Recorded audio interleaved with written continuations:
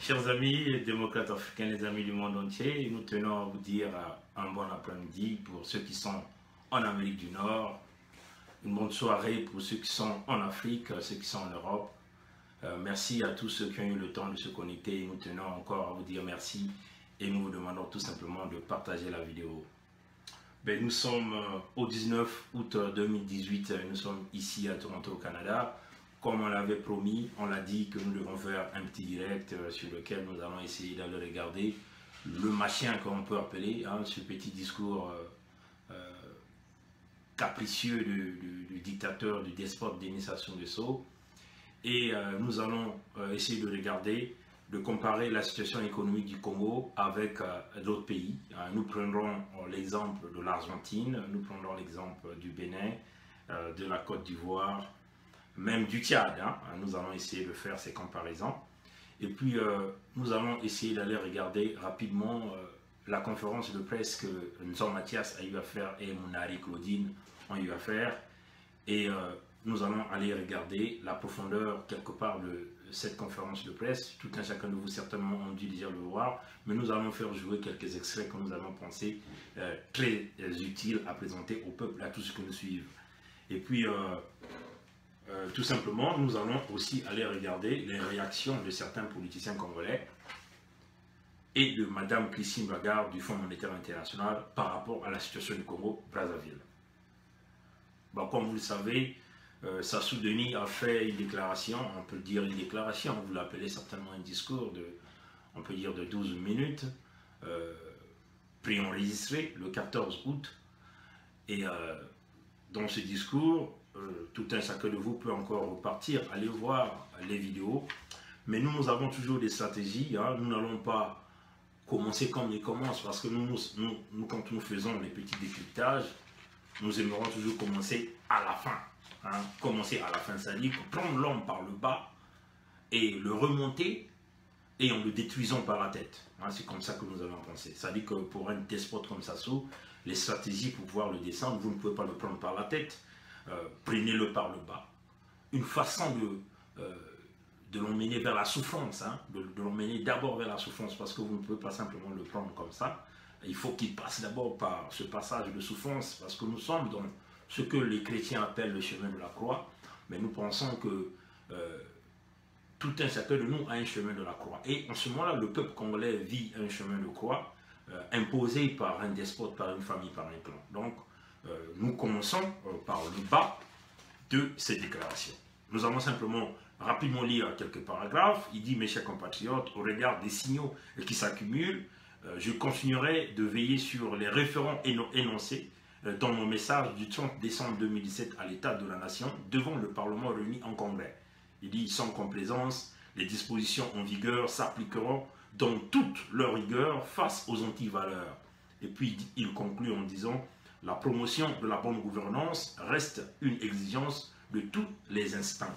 Bon, vous voyez que, chers amis, si vous vous fiez déjà à son discours du 30 décembre 2017, quand le discours qu'il a prononcé devant un parlement nommé, vous le voyez, déjà il inventait sa nouvelle stratégie de gouvernance. Mais au cours de ce même discours, il vous a dit, sauvez-vous vous-même. Sauvez-vous vous-même. C'est-à-dire, tout simplement, eux, dans ce clan mafieux qu'ils ont organisé, ils ont organisé des stratégies qui vont donc les permettre de se sauver eux-mêmes. C'est-à-dire, comment ils vont se sauver? Premièrement, ils se sont décidés de piller l'économie du Congo, de briser tout le système éducatif, le système de santé.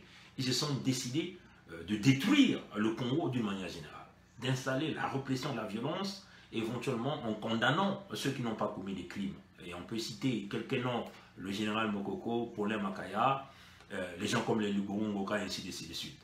Tout dernièrement, vous venez de voir le cinéma qu'il a fait en nous présentant au Kombi Salissa, ainsi de suite. Mais l'homme continue dans les stratégies de la répression, de la destruction du peuple. Un autre exemple que vous allez encore voir, les assassinats de ces jeunes qui se sont passés au Cachot de Chakona à Bila, comme l'a dit d'ailleurs Mathias Nzon dans sa conférence de presse, qu'à Chakona, il y a deux cellules. Il y a une cellule de la souffrance, donc simplement de la torture, et une cellule de la mort, c'est-à-dire une cellule dans laquelle on vous place, vous ne pouvez jamais ressortir de là vivant. Vous voyez, chers amis. Donc, c'est des stratégies qui se sont battues.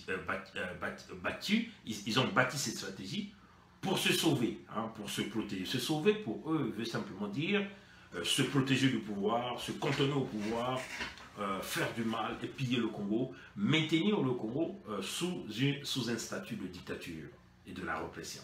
C'est ça les stratégies qu'ils ont battues. Vous allez encore aller voir dans le procès d'Abira. Hein. Dabira est venu avec plusieurs révélations. Hein. Dabira vous dit la façon dont nous nous sommes organisés, personne n'est capable de prendre le pouvoir. Donc ça fait partie des stratégies. Et Dabira nous a fait plusieurs révélations, par exemple, des armes qu'on a données, qu'on a amenées dans le département de Poul, qu'on a données aux rebelles. Ce que Dabira appelle les rebelles, c'est simplement aux agents de Ntoumi, et ainsi de suite. Vous voyez, chers amis. Donc, c'est une stratégie purement installée par un clan, une famille, un système, pour se maintenir au pouvoir, garder le Congo dans ce statu quo. Et dans ce même discours, il vous dit simplement qu'il faut se sauver, et pour le peuple congolais, pour se sauver, il faut que le peuple congolais se lève en réalité. C'est-à-dire, il ne faut pas que les gens se reculent derrière, mettons la peur au devant. Parce que la peur est en train de nous faire reculer. Pendant ce temps, eux, ils continuent de bâtir des stratégies et d'avancer dans leur plan de destruction. Vous voyez, chers amis. Donc, pour nous, il faut que nous soyons des hommes fermes, des hommes intègres. Quand ils parlent des dispositions fermes sur les antivaleurs, mais vous voyez que Sassou est dans la manipulation. Parce que, chers compatriotes démocrates africains, ce que vous devez savoir, c'est pour la 33e fois, hein, chers amis, pour la 33e fois, que ce Sassou est venu avec ces mêmes genres de discours et rien n'a changé dans la vie quotidienne des Congolais. Rien n'a changé dans le peuple congolais. Donc, quand on parle de 33 fois, ça veut souvent dire que plus de 33 ans au pouvoir que cet homme est là. Et il a toujours prononcé ce discours-là. 33 ans de pouvoir. Donc, il a déjà prononcé ce discours 33 fois. Donc, 33 ans. Rien n'a changé. Si vous essayez de regarder ce discours dans sa forme, ce sont les mêmes mots qui reviennent, qu'on prenne de gauche à droite dans le discours précédent, qu'on essaie de raccoler à ces discours. Des messages d'espoir, mais en réalité, l'homme vous apporte le désespoir complet. Seul un peuple qui n'est pas averti, qui va se tomber dans ce piège. Vous voyez, chers amis. Sassou ne sera jamais l'homme qui va combattre les antivaleurs. Parce que le voleur, comme on l'a pu dire, d'ailleurs, nous allons faire jouer quelques extraits de la conférence de presse de M. Mathias Nzan. Vous allez écouter vous-même, de vous-même, chers amis. Le pilleur numéro 1, le voleur numéro 1 du Congo, c'est Sassou. Donc vous ne pouvez pas, chers amis, vous ne pouvez pas négocier avec votre voleur, comme l'a dit Mathias Nzan. Vous voyez, chers amis, c'est impossible de négocier avec un voleur. Un voleur, lui, il vient pour prendre, il vient pour... il y a deux missions au voleur. Il vient, premièrement, pour s'attaquer à tous ceux qui vont créer obstacle et lui permettre de pouvoir avoir accès à son butin. C'est ce que Sassou fait. Il est voleur et tueur. Donc, il tue tout ce qui s'oppose à vouloir l'empêcher à prendre son butin, qui est l'argent du peuple congolais. Parce que l'objectif de Sassou, c'est voler de l'argent, voler d'une manière continue. Hein, on continue de voler. C'est ça l'objectif de Sassou. Donc, dans son objectif, il doit forcément et tout ce qui s'intercale, tout ce qui s'interpose sur son chemin de butin, il va forcément l'éliminer. Et le peuple congolais doit comprendre cela. Sassou ne peut jamais représenter quelqu'un qui va combattre les antivaleurs parce que lui-même, il représente le voleur numéro 1 du peuple congolais. Il représente le pilleur numéro 1 du peuple congolais. Si nous essayons de voir toute la mafia qui se passe au niveau du pétrole congolais, c'est bien Sassou qui est là-dedans, ces enfants qui sont là-dedans. Les jours passés, vous venez de voir, par exemple, son parlement nommé de ses députés venait d'approuver, hein, si vous voyez, le contrat de pétrole avec la compagnie Orion. Mais la compagnie Orion est gérée par qui, hein, chers amis? Ce sont les familles de Sassou. Le propriétaire numéro 1 de la compagnie d'Orion, c'est Sassou Nguesso lui-même en réalité. Vous voyez, chers amis. Donc vous voyez que les choses ne peuvent pas être traitées, les antivaleurs ne peuvent jamais être traitées tant que vous avez un homme comme Sassou au pouvoir au Congo-Brazzaville. Donc, chers amis, on vous dit, cet homme ne pourra jamais vous apporter l'espoir que le peuple congolais est en train d'attendre. Parce que Sassou est venu déjà par son projet de coup d'État briser l'espoir de toute la jeunesse, qu'il s'agit l'espoir dans le sens éducatif, l'espoir, si vous voulez, dans le domaine de santé, l'espoir dans le domaine d'emploi. Si vous essayez de comparer dans des grandes démocraties, quand, entre guillemets, le président de la République fait un discours à la nation, les grandes nations commencent par, premièrement, le taux d'emploi. On parle de l'économie. Combien de gens ont été embauchés? Quels genre de travail on a apporté? Quelles sont la forme qu'on a menée? On a dirigé l'économie de cet État. On parle en termes d'emploi, on parle en chiffres. Mais vous voyez que ce monsieur-là, on croit dans l'usure de tout ce qu'il est en train de faire, est en train de distraire et de retarder l'évolution de la jeunesse congolaise.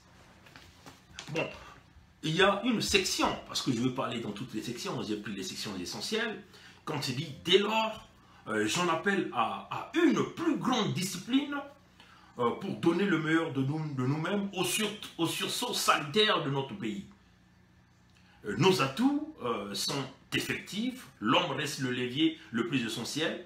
De la sorte, nous assumons toujours avec la détermination la bataille pour l'éducation, la santé et l'emploi. Vous voyez, chers amis, que tout ce qu'il est venu vous dire, ce n'est que du mensonge pur. Parce que si vous essayez de voir le système éducatif au Congo, aujourd'hui, on peut diviser le Congo en deux parties, c'est-à-dire sur un petit village d'Oyo qui a mis un peu quelques ordinateurs des classes scolaires du 21e siècle. Vous voyez, chers amis, il différencie l'éducation des enfants Mossi de sa contrée, hein, de son village, je répète bien, Mossi de son village d'Oyo, parce que ce ne sont pas tous les Mossi qui sont les bénéficiaires de ce système de démagogie, de la division, de la séparation, de l'initiation Guesso. Si nous essayons de voir, les enfants d'Oyo, aujourd'hui, sont les plus privilégiés. Ils ont des ordinateurs, ils étudient dans des bonnes conditions. Ils ont même des enseignants blancs qui viennent de France pour venir enseigner ces enfants Mossi d'Oyo. Donc Sassou a mis en place au Congo un système éducatif à deux vitesses, c'est-à-dire un système qui est concentré d'abord pour les enfants d'Oyo, qui sont prioritaires, et les autres, on s'en fout des enfants des autres, parce que les Congolais n'ont pas de valeur devant Sassou. Vous voyez, chers amis. Donc, quand il se dit qu'il assume donc, toujours avec la détermination, la bataille dans l'éducation, vous voyez que nous faisons face à un malade mental qui, en réalité, qui est devenu aveugle de tout ce qu'il est en train de faire. Donc, le tout doit partir de la conscience du peuple congolais qui doit en réalité prendre ses engagements, des véritables engagements pour pouvoir déboulonner ce monsieur. Si nous essayons de regarder la bataille dans le point de vue de santé, bon, vous savez, ils ont construit un hôpital de grande renommée chez eux, qu'ils ont appelé l'hôpital qu'il a nommé au nom de sa fille Edith Lucie Bongo, à Oyo, vous voyez, chers amis, où vous avez quasiment tous les matériaux, la technologie qui existe. Malheureusement, même les médecins cubains qui avaient été embauchés ont pu vider les lieux parce qu'il y a un problème de paiement des salaires, vous voyez, chers amis. Mais essayons de voir le système de santé dans tout le reste du pays. Vous allez voir que c'est une catastrophe. Prenons la ville de Pointe-Noire qui aujourd'hui a donné la richesse à Sassou Nguesso, qui a aujourd'hui enrichi cette famille, là, le département de Kwilu, complètement abandonné. L'hôpital de Londili est fermé, l'hôpital Assissé roule, on peut peut-être dire, un dixième de son fonctionnement, avec des taux de mortalité qui sont en train de galoper, vous voyez, chers amis. Regardons l'hôpital de Ouano, c'est la catastrophe, même l'hôpital des Plateaux, l'hôpital de Sibiti, ainsi de suite. Vous voyez, chers amis. Et à la place, qu'est-ce qu'ils font? Ils vous emmènent des cliniques médicalisées que son fils est allé chercher en République démocratique du Congo. Bien sûr, appuyé par un certain nombre de pétroliers qui sont en train de les appuyer dans ce projet de la destruction des cliniques mobiles qui n'ont jamais été approuvées par le ministère de la Santé du Congo-Brazzaville. Donc vous voyez que c'est simplement, nous appelons ça des cliniques de la mort qui viennent empoisonner des gens au moment opportun. Parce que ces cliniques-là viennent seulement pendant où ils sont en train de chercher quelque chose. On a vu ces cliniques-là dans la Bouenza, quand son père a voulu frauder avant qu'il puisse frauder à l'élection de 2016.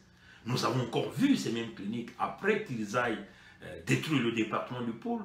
Mais en réalité, quand vous voyez que dans le cycle de vie d'un individu ou d'un patient, il y a la maladie, la déclaration de la maladie, il y a le patient qui déclare, il y a la consultation des médecins, il y a le traitement, il y a le suivi. Vous voyez que ces cliniques-là ne peuvent pas faire ce genre de travail. Donc quand Sassou se dit, il se bataille, il est en train de faire la bataille pour le système de santé de son village à Oyo, de son clan à Oyo, toujours dans la division, la séparation, et non pas dans le reste du pays.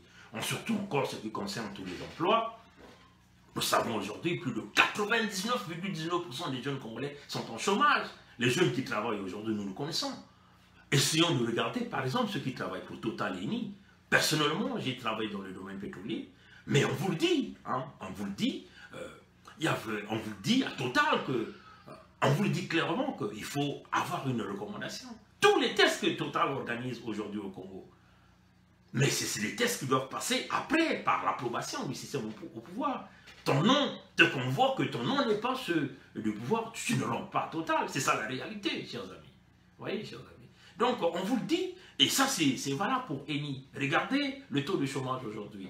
Tous les jeunes au niveau du Congo sont en chômage, qu'il s'agit des jeunes de Wesso, de Djambala, jusqu'au fin fond de Pointe-Noire, au fin fond de Bambama, au fin fond de Boko, ainsi de suite. Vous voyez, chers amis. Donc, au peuple congolais, on vous dit que nous faisons face à un malade mental. Ici, nous sommes en train de peser nos mots. Nous pensons que l'homme a perdu le sens humain. Parce que si vous faites affaire à un homme qui a le sens humain, il y a un peu le côté rétractaire qui doit rester dans l'individu. On pense un peu, ah non, ça ne marche pas. Non, je ne peux pas dire ce genre de choses. C'est ce côté humain qui nous différencie du côté animal. Mais là, nous faisons face à un homme qui est rentré dans une phase animale. Et donc, quand on rentre dans la phase animale, c'est la destruction qui doit remporter. C'est la destruction qui doit remporter. Ce n'est plus la réflexion qui doit remporter. Donc, le côté réflexion qui aujourd'hui qui vient auprès de nous, cette diaspora, à nous les jeunes du Congo, à nous les parents du Congo, c'est cette réflexion qui consiste à combattre ce régime et à le combattre le plus vite, jusqu'à le faire tomber le plus rapidement que possible. Parce que plus qu'on entend le dire, plus que nous attendons, plus que nous perdons beaucoup des nôtres. Voilà. Bon, comme vous le voyez, Sassou s'est félicité des accords avec Ntoumi. Et si vous voyez que ce qui est plus important chez lui, c'est le désarmement. Il parle du désarmement. Mais nous nous posons la question, le désarmement doit partir de qui? Le désarmement doit partir de qui? Qui arme ces gens-là? Qui apporte les armes?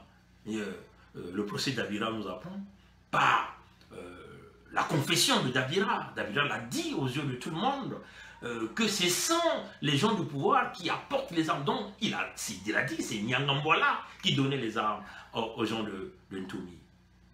Mais si Nyangambwala donne les armes, ça veut seulement dire que les instructions sont parties de qui? De Sassou, de Ni. Vous voyez, chers amis. Donc, vous allez les ramasser les armes de qui? Vous voyez, chers amis. Et ces armes-là, après que vous les ramassez, ça va aller où? Vous voyez, chers amis. Donc, on vous le dit, chers amis, les accords que Sassou a signés, comme il est en train de battre la poitrine ici avec Ntoumi, on vous le dit, c'est de la poudre de piment qu'on veut mettre dans les yeux des Congolais. Nous savons que Ntoumi et Sassou, c'est des partenaires. Si vous essayez de regarder la toute dernière déclaration de Ntoumi, Ntoumi demande quoi?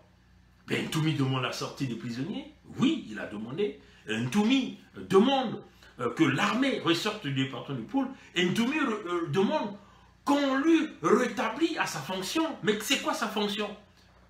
Mais conseiller de Sassou, chargé des séquelles de guerre. Donc vous voyez qu'il demeure deux partenaires.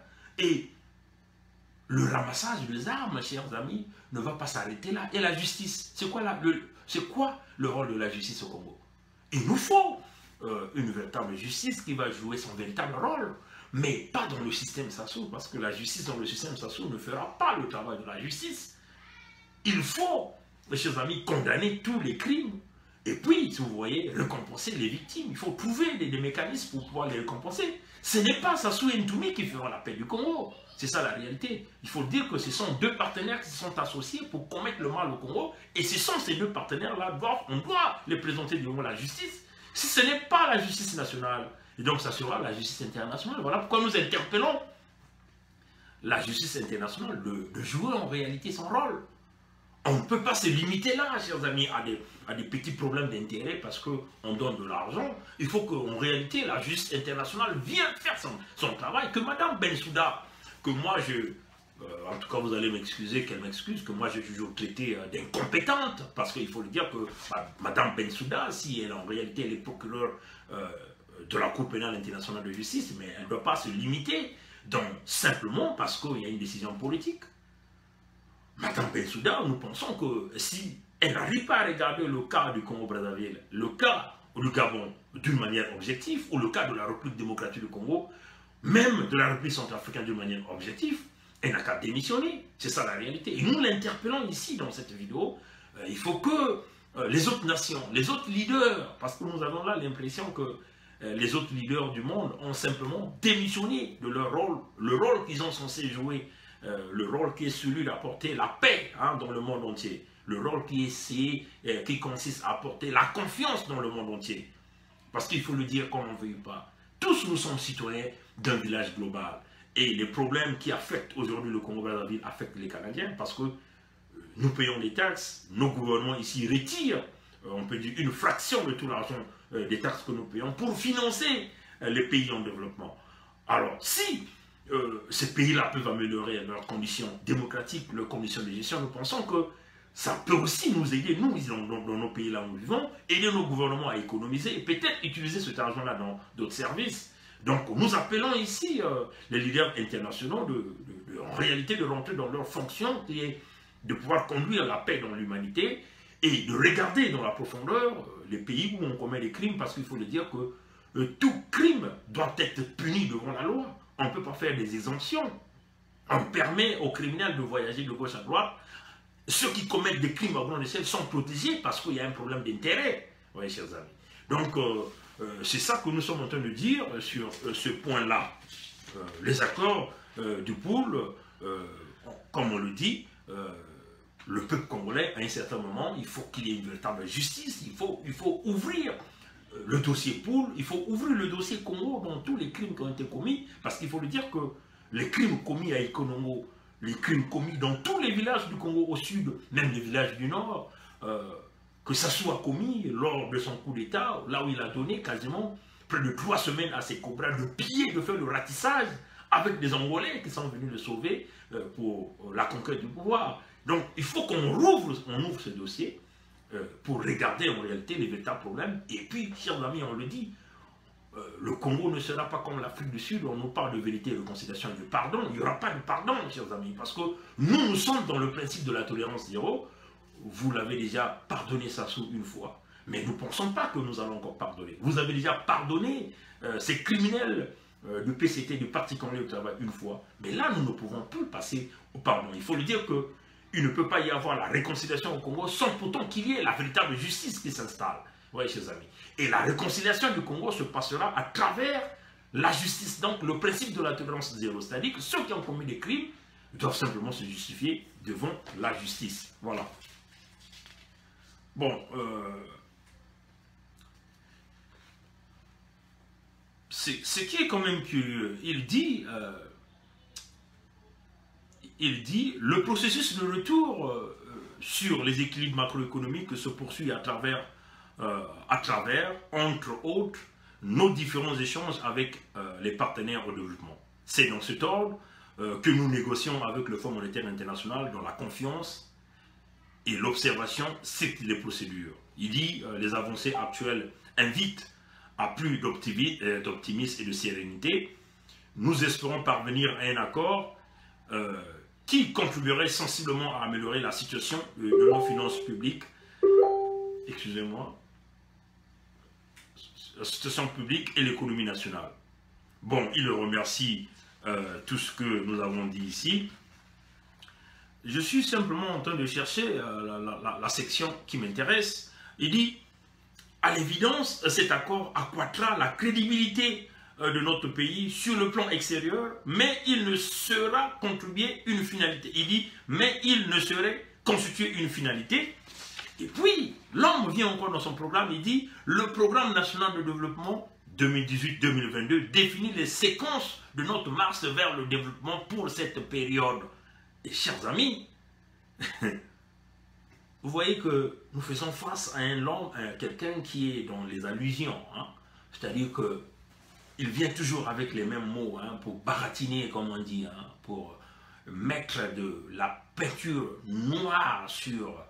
Bon, il va simplement mettre de la peinture blanche sur de la caricature noire. Vous voyez, chers amis. Donc, il vous dit qu'il a mis en place un programme de 2018 à 2022 et qui constitue une marche vers le développement du Congo. Alors, des Congolais qui vont rentrer dans cette allusion, nous dirons simplement que les Congolais ont perdu la moralité. Vous voyez, chers amis. Vous voyez que nous faisons face à un homme, d'ailleurs, qui table le rétablissement économique ou l'équilibre du système macroéconomique du Congo sur un baril tablé à plus de 60 $. Aucun économiste du monde ne peut penser à ce genre de calcul. Aucun économiste. Et nous sommes en train de poser la question, quels sont ces économistes-là qui sont en train de conseiller Sassou à réfléchir de cette façon? Est-ce que ce sont ces conseillers comme les gens comme les Dominique Strauss-Kahn qui, on peut le dire, ont failli énormément dans la gestion du Fonds monétaire international, parce qu'il faut le dire que ce sont les Dominique Strauss-Kahn aujourd'hui qui a donné à Sassou tous les multimilliards de dollars qui sont d'ailleurs partagés avec Sassou, parce qu'il faut le dire qu'en enlevant, en effaçant la dette du Congo à plus de 60% en 2010, c'était simplement un calcul de macro en voulant placer le Congo dans un PPTE, c'est-à-dire pays pauvre très endetté. C'est une façon de ces fonctionnaires internationaux de pouvoir soutirer de l'argent du Congo et continuer à payer l'argent du Congo Brazzaville avec le système Sassou. Parce qu'on ne peut pas s'imaginer que vous êtes des économistes de grand rang et vous venez donner des conseils à un homme comme Sassou, bête qu'il est, parce qu'il faut le dire que Sassou n'a jamais ouvert même un petit livre économique, hein, pour comprendre comment fonctionne la formule économique, comment fonctionne la formule des intérêts, comment fonctionne la planification à long terme d'un État financier d'un État. C'est ça la réalité. Parce que si vous faites face à un homme qui essaie de planifier l'économie, qui a des notions d'économie, qui a quand même pris, on peut dire, quelques cours d'économie, peut quand même déjà avoir au moins un œil ouvert sur le système économique.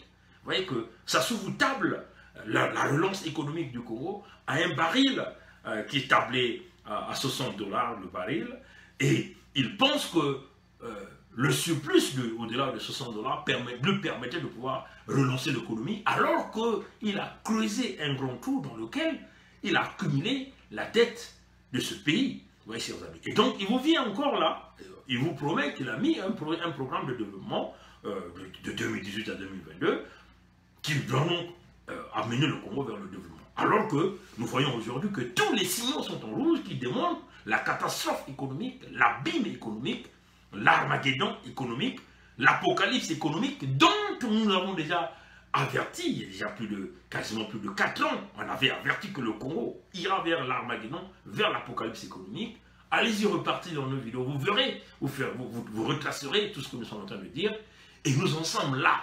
Vous voyez que tout ce que nous avons dit, quasiment 99,99% s'avérait vrai de tout ce que nous avons dit. Donc, le programme national de développement dont il est en train de vous faire état de vos publicités aujourd'hui, en réalité, c'est encore une farce. Il ne va jamais donner de l'espoir au peuple congolais. Il faut le dire que nous avons là le devoir, entre 2018, donc entre la date d'aujourd'hui, et les quelques mois qui suivent, pour pouvoir chasser Sassou du pouvoir par tous les moyens, sinon que le Congo va continuer à reculer dans ces situations-là.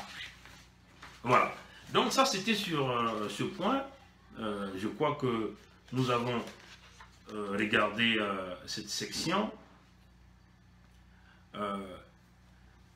Ce qui est curieux, c'est une section que j'ai trouvée quand même bizarre. Je suis en train de le retracer. Voilà, donc simplement, donnez-moi simplement un instant, je vais simplement le retrouver. Bon, nous avons couvert là où il planifie, il a parlé des procédures, il a parlé des stricts, il a parlé de tout ça. Bon, il a parlé, nous avons couvert les anciens combattants. Bon, c'est ce que nous voulons dire. Rapidement, on va revenir sur les accords du 23 décembre 2017 qu'il a signé à Kinkala avec les gens de Ntumi, l'accord de signature de fin des hostilités. Bon, il dit il nous faut à présent réunir la phase de désarmement, de mobilisation et de réintégration des ex-combattants. Ce sont les mêmes discours, hein, chers amis. En 98, ils sont allés tuer les populations dans le département de Pôle. Lui et les gens de Ntumi, ben, ils ont fait des trucs ensemble. Ils ont promis réintégrer ces anciens combattants. Nous sommes en train de dire, c'est qui? C'est quoi la définition d'un ancien combattant dans ce contexte? Parce qu'au Congo, il y a tellement eu tout un chacun, on peut dire que tous les Congolais qui sont au Congo sont des anciens combattants. Parce que tout un chacun d'eux, au moins, a eu à tenir une arme.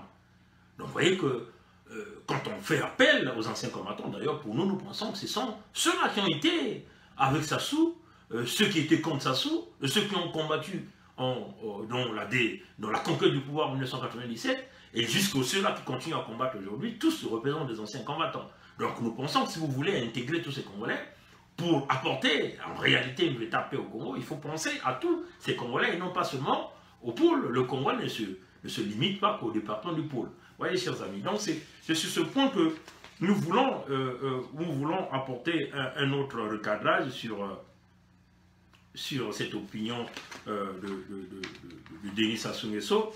Mais par contre, il y a une section qui est très intéressante que je suis en train de vouloir essayer de retrouver. Voilà. Bon.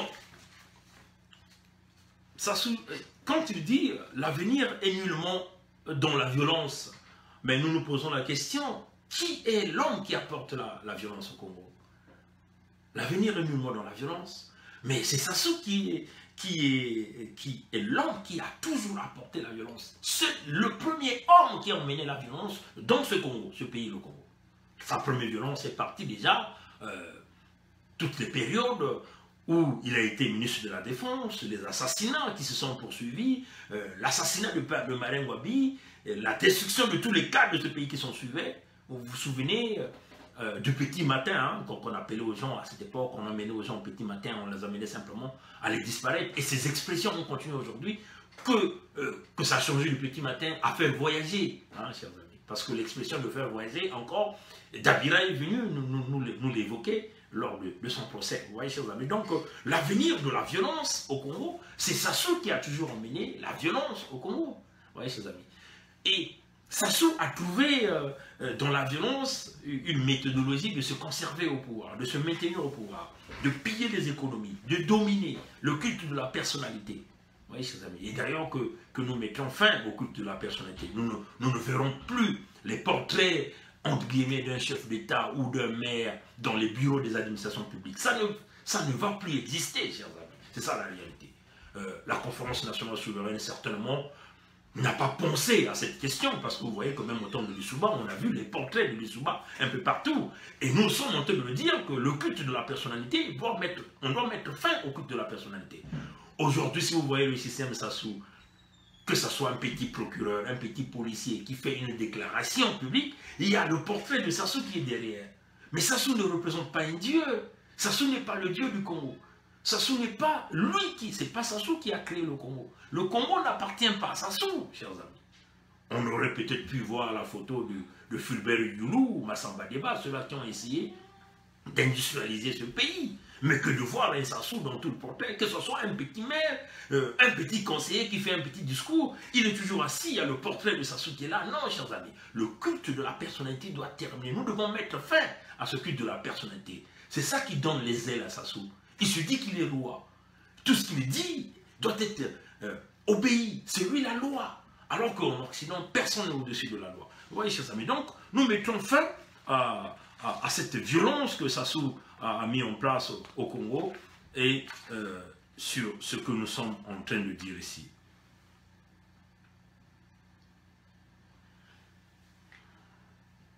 Bon. Il le dit encore. Ce qui est curieux, chers amis, Sassou le dit simplement que le pays est loin. Alors, il le dit simplement, le pays est très loin de la banqueroute. Le pays est très loin de la banqueroute. Alors, chers amis, nous allons vous faire jouer un petit extrait où simplement nous allons prendre le Robert, la définition de Robert, le petit Robert ici, vous voyez chers amis, le petit Robert, et nous allons vous lire qu'est-ce que c'est la banqueroute. Et comme Sassou est tellement bête, on se dit, mais ce type, qu'est-ce qu'il a à la place? Est-ce qu'il est dans son cerveau, il y a des cailloux, ou qu'est-ce qu'il a dans son cerveau?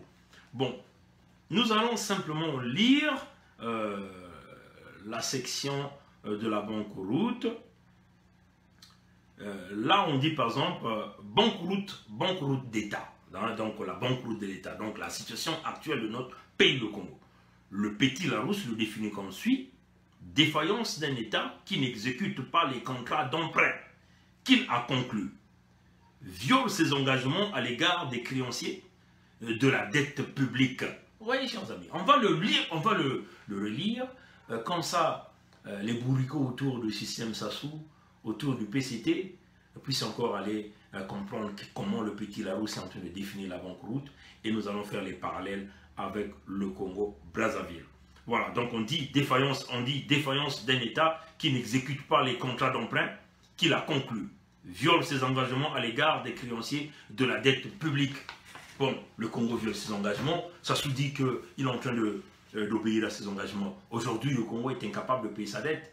Aujourd'hui, la note de crédit du Congo a été vue à la baisse parce que le Congo doit. Le Congo est incapable de payer. Vous voyez, chers amis, quand vos dépenses ont énormément dépassé vos revenus, ça pose un problème de gestion. Ça, c'est ça, je dois le comprendre. Dans un foyer, si vous avez un salaire de 30 000 francs CFA, et si vous aviez à payer des dettes qui sont chaque mois, des dettes mensuelles, qui sont supérieures à ce que vous recevez, donc supérieures aux 30 000, considérons que vos dettes sont de 100 000 francs CFA, que vous devez payer chaque mois, et vous ne recevez que 30 000 dans le gain, vous voyez que vous êtes dans une souffrance. Et vous n'êtes pas capable de pouvoir payer les dettes. C'est ça la réalité. Et ça se dit ici que le Congo n'est pas en banqueroute. Vous voyez, chers amis. Rapidement, chers amis, nous allons rentrer dans la phase, parce qu'on a dit qu'on ne va pas rentrer dans toute la profondeur, mais on va vous faire jouer quelques extraits de la vidéo de M. Mathias Nzan et Claudine Monari, et vous allez écouter la réponse que Mathias Nzan donne à Sassou sur les explications de la banqueroute. Donc rapidement, chers amis démocrates africains, peuple du monde entier, permettez-moi simplement de pouvoir tourner ces micros et puis nous allons essayer de jouer. Je vais simplement tourner la caméra et nous allons simplement essayer ce que Mathias Nzan écrit ici, et vous allez écouter de vous-même ce que Mathias Nzan est en train de dire ici. Voilà, donc je vais simplement essayer de jouer. Bon, je n'ai pas de son. Je vais essayer de voir, essayer d'augmenter le son ici. Là, je suis au maximum. C'est parfois ça les problèmes du... Ah oui, si j'avais dû mieux ça là. Voilà. Ok. Voilà. Excusez-moi. Voilà. Donc, vous pouvez aller regarder cette vidéo. Elle est sur YouTube. Hein. Donc, là-dedans, vous allez certainement regarder l'intégralité de la vidéo. Maintenant, voilà le fonds monétaire. Le fonds monétaire, c'est pas ça. Vous prenez des mesures vous-même. Vous vous engagez à restructurer votre pays, alors nous apportons notre label. Vous avez compris? Et puis deuxièmement... Non, c'était pas là. C'était là. Voir en gros titre sur votre président dit que le pays n'est pas en banqueroute. Mais celui qui a déjà fait 15 mois, 16 mois sans revenu, il ne sait pas comment manger, comment payer l'école des enfants, comment aller se soigner et tout ça. Alors il se demande, la banqueroute, là c'est quoi? Il va consulter les dictionnaires. Mais nous nous disons, il y a banqueroute lorsqu'un pays n'est plus à même de faire face à ces échéances incompressibles. C'est écrit là, non? À partir d'aujourd'hui, et vous, Équateur Service, j'aimerais voir en gros titre sur votre écran, le Congo est en banqueroute réellement. Bon voilà, vous avez là écouté Nzan Mathias est en train de nous dire ici, ça collabore avec la définition donnée par le petit Larousse. Vous voyez que l'exemple, par exemple, que Nzan Mathias est en train de donner, si vous aviez des fonctionnaires congolais qui ne voyaient pas leur salaire pendant plusieurs mois, il y a, je crois, un responsable de parti politique du Congo qui a présenté la situation économique du Congo et éventuellement la situation sociale des familles. On a parlé par exemple des enseignants de l'université Marangouabi qui avaient plus de 9 mois sans salaire, les étudiants qui avaient plus d'une année sans bourse. Il a cité pas mal de la situation des agents de la SNE, SNDE, et puis en plus de la fonction publique d'une manière générale. Donc vous voyez que le minimum c'est 6 mois son salaire. Donc vous voyez que un Congolais qui se retrouve dans cet état, qui est incapable de nourrir ses enfants, et quand vous venez de dire que le Congo n'est pas en banqueroute, alors voilà, vous allez comprendre avec moi que c'est simplement un manque de respect, comme vous voulez vouloir, un manque de respect pour le peuple congolais. Vous voyez, chers amis, c'est ce que nous sommes en train de vous dire. Sassou n'a jamais respecté le Congolais. Il vous prend comme des chiffons. Hein. Quand on vient le dire d'une manière publique qu'il n'y a pas de banqueroute, alors vous voyez que vous vous moquez du fonctionnaire qui a 9 mois, qui n'a jamais perçu son salaire, des étudiants qui sont à plus d'une année, qui ont des grands problèmes, même dans un certain nombre de pays, qu'il s'agit des pays d'Afrique ou de pays d'Europe, là où ils sont en train d'étudier. Vous voyez, chers amis. Donc c'est ce que nous avons Mathias est en train de vous dire que il demande aux journalistes que le Congo est en réalité en banqueroute, et vous venez que ce que Mathias nous vient de dire, venez de collaborer avec la définition de Petit Larousse que nous venons de vous donner. Le Congo est incapable de pouvoir obéir à ses exigences financières, qu'il s'agit de la dette extérieure, qu'il s'agit de son devoir hein, comme pays de pouvoir payer les salaires, parce qu'il faut le dire que quelqu'un qui travaille, il a droit au salaire. Si vous ne payez pas, c'est de l'escroquerie, c'est le vol. Mais ce qui se passe au Congo aujourd'hui, quand les fonctionnaires se décident de pouvoir réclamer leur salaire, ils deviennent l'ennemi de l'État. Donc on commence à les torturer, on commence à les mettre en prison, on commence à les violencer. Vous voyez, chers amis. C'est comme ça que le système est bâti dans le domaine du mal. Voilà. Rapidement, nous allons encore vous faire jouer un extrait.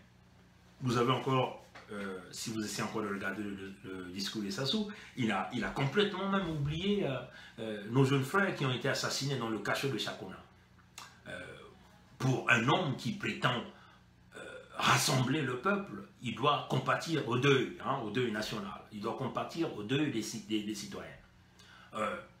Chers amis, nous avons vécu un événement malheureux ici, à Toronto, où un homme a utilisé son véhicule sur des gens, et il y a eu mort d'homme, hein, ouais, chers amis. Mais c'est tout le pays qui était en deuil. La semaine dernière, il y a 2 semaines, il y a eu des violences dans une autre province d'ici, où, excusez-moi, j'étais obligé de rejeter l'appel là. Voilà, donc il y a eu des violences dans une province où 2 policiers ont trouvé la mort. Mais c'est tout le pays qui était dans le deuil. Le Premier ministre du Canada était là. Le Premier ministre du Canada, ici aussi à Toronto, il y a eu un jeune homme qui est venu dans un quartier populaire, qui a tiré sur les gens, il y a eu des gens qui sont morts. Le Premier ministre est venu compatir avec les populations. Vous voyez, chers amis, parce que ça représente le caractère de la nation, le caractère d'un homme d'État, incapable de pouvoir compatir avec la souffrance de son peuple. C'est cela, chers amis. Mais Sassou, il est gonflé, il est orgueilleux, il est roi, il est au-dessus. On massacre des jeunes par les gens de son système, mais il ne dit rien. Et de surcroît, il est même prêt à faire un discours à la nation.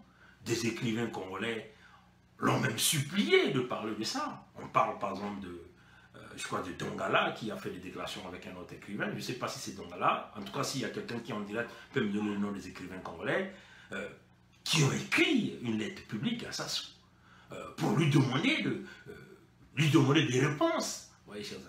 Malheureusement, l'homme ne l'a pas fait. Il a carrément ignoré le peuple, vous voyez, chers amis. Donc, ça vous demande que l'homme est orgueilleux, il est gonflé. Il est le tout-puissant, il peut massacrer. Parce que tous ces crimes, il faut lui dire que c'est Sassou qui est au centre de ces crimes. Nous allons encore écouter Mathias Nzan, et nous allons certainement écouter ce qu'il va nous dire ici sur les crimes de nos jeunes frères de Chakona, nos jeunes frères qui ont été assassinés à Chakona. Voilà, donc nous allons un peu faire cet petit exercice.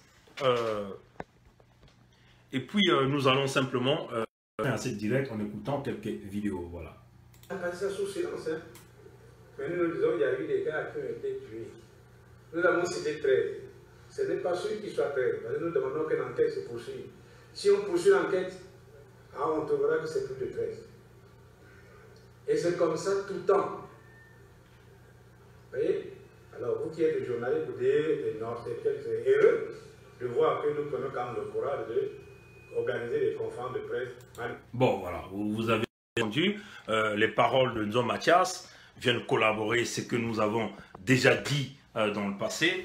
On vous avait dit que les crimes de Chakona, en réalité, les 13 qui vous ont présentés, ce sont les 13, les disparus, hein, les 13 qu'on avait assassinés à Kibeliba, parce qu'il faut le dire que les jeunes qu'on a placés à Chakona revenaient du cachot de Kibeliba, donc de Talanga, donc de Mikalou. Vous voyez, chers amis. Mais ils ne vous ont jamais donné le nombre exact de ceux qui ont trouvé la mort à Chakona. Il y a eu des disparus. Notre frère Bizet a fait une émission sur la radio de la communauté de Chicago. Il dit clairement dans sa déclaration, la vidéo est là, ce sont les trafics des organes qui sont là. Parce qu'il n'y a pas de raison qu'on prend ces jeunes lycéens qui ont un corps solide et on va simplement les assassiner. Et de surcroît, tous ces jeunes sont des jeunes du quartier nord. Donc, les fiefs, on peut dire, du parti au pouvoir. Vous voyez, chers amis. Donc, c'est quand même curieux. Donc, on peut considérer que ça collabore un peu nos pensées, ce que nous avons déjà dit, hein, en ce qui concerne les décès, les tortures, les assassinats de Chakona. Mathias Nzong vient de confirmer encore que c'est plus que ça. Mes chers amis, vous voyez, le système Sassou, à la place d'aller à la justice, on préfère couvrir le crime, comme d'ailleurs ce qu'ils ont fait avec les assassinats du beach de Brazzaville. Parce qu'il faut le dire que nous sommes quasiment dans les mêmes circonstances ici, où on va essayer de monter en place une petite justice dirigée par Okonga-Kala et les mêmes procureurs, par exemple, les juges qui ont jugé Mokoko et Paulin Makaya et les autres, vous voyez, chers amis. Et ça va se solder par des petites transactions d'argent et puis l'affaire est close. Mais l'affaire est close maintenant. Mais quand le Congo va être libéré, l'affaire va être ouverte, une vraie enquête va être faite. Ceux-là qui ont commis des crimes iront bien au cachot. En ce qui concerne la... Nous allons écouter encore une autre section de cette vidéo de M. Mathias Nzong. Nous avons pensé que c'était très utile de vous faire passer quelques sections de cette vidéo pour compléter notre direct. Et puis, nous allons donc aller vers les témoignages, les autres témoignages que nous allons écouter sur les finances des autres pays et ce qui se passe au Congo-Brazzaville. Voilà, donc on va simplement... Oui, ce n'est pas sérieux. Et je vais dans le sort pour déterminer.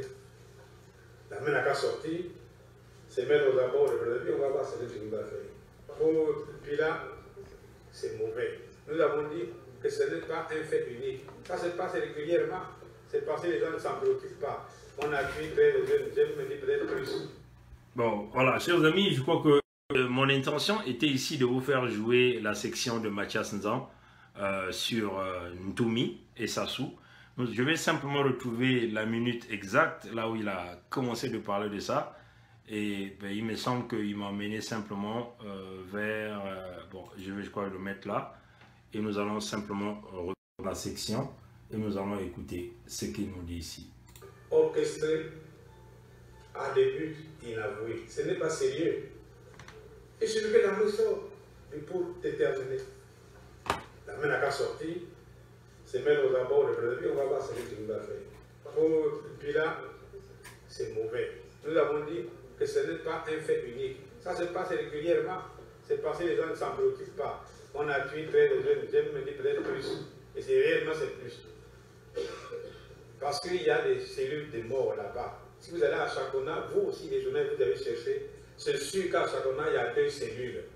Il y a la cellule de la mort et il y a la cellule de la punition. Quand vous allez à la cellule de la mort, vous ne sortirez plus. Qui c'est qui la gère? On a connu un fait comme ça à Wendé Matanza. Vous ne connaissez pas l'histoire de Wendé Matanza?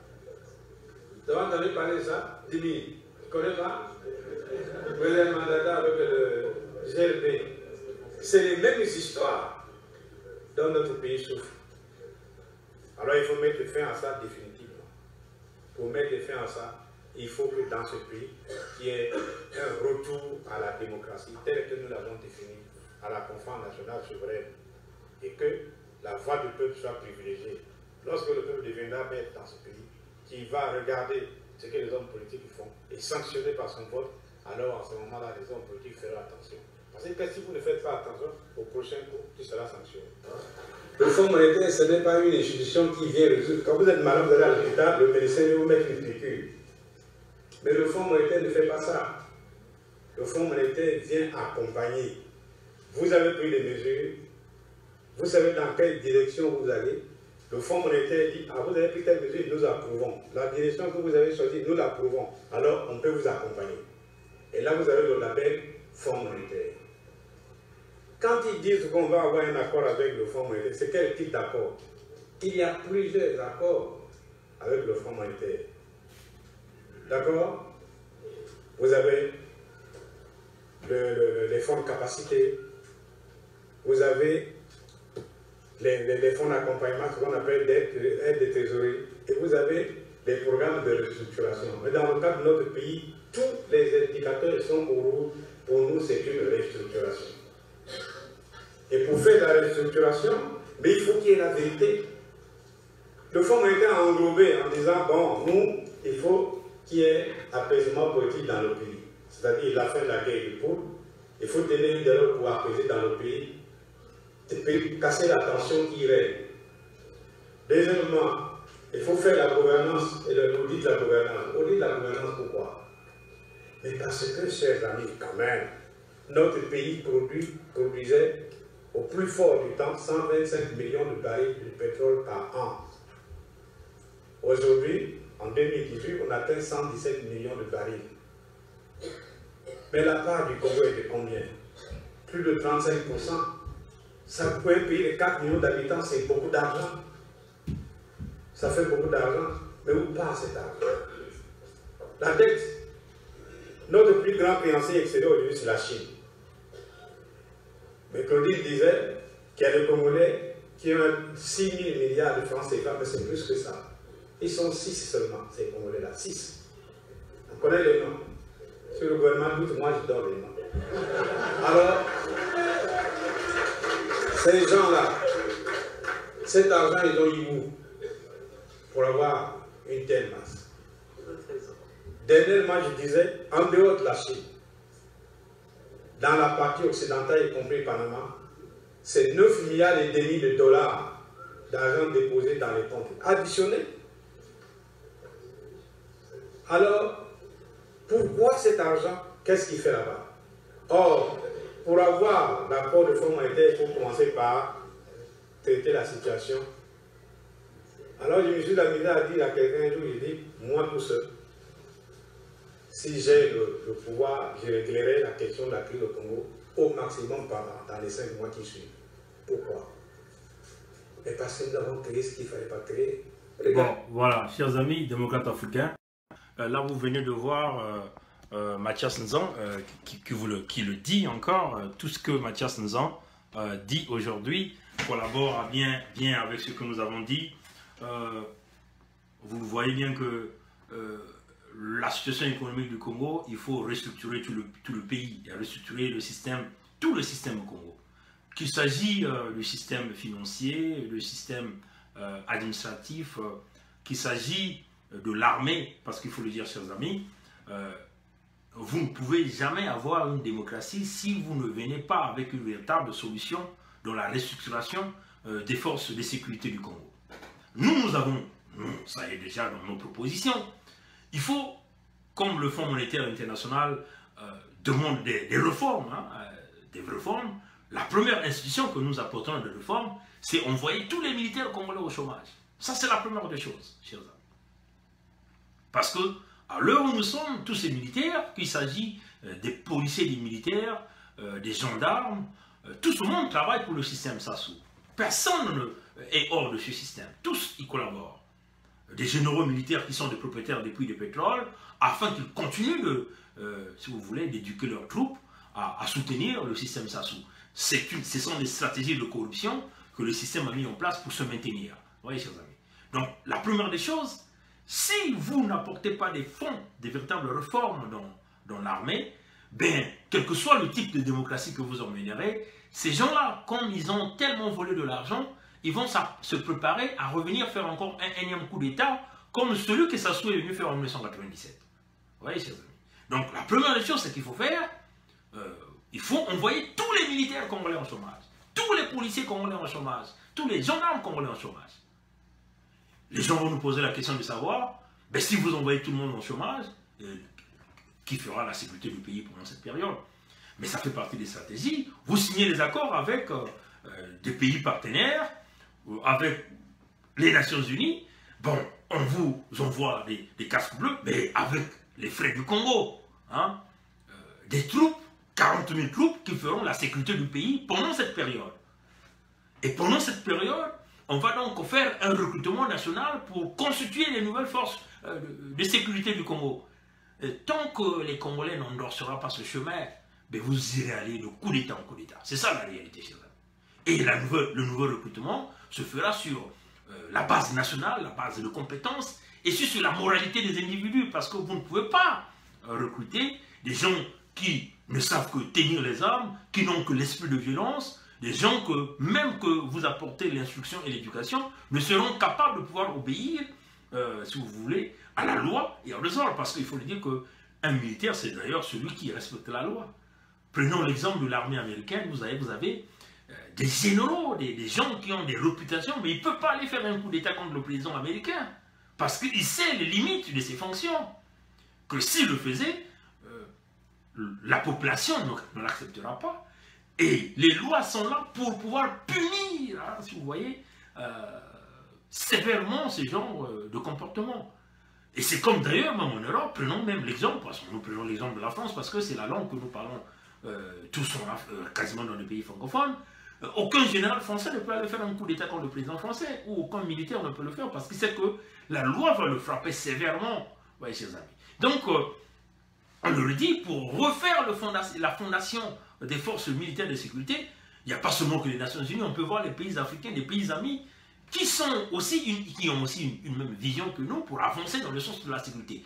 À l'heure où nous sommes en train de dire, chers amis, moi, Bernard Pongui, on me dit, bon, on vous donne la responsabilité de reconduire les réformes du Congo. La première des choses que je ferai, j'enverrai tous ces militaires-là, qui sont aujourd'hui les gangsters, les caïds de ce pays, je vais les envoyer tous en chômage pour qu'ils aillent vivre la souffrance que ces travailleurs congolais sont en train de suivre. Ça, c'est la première des choses que je ferai.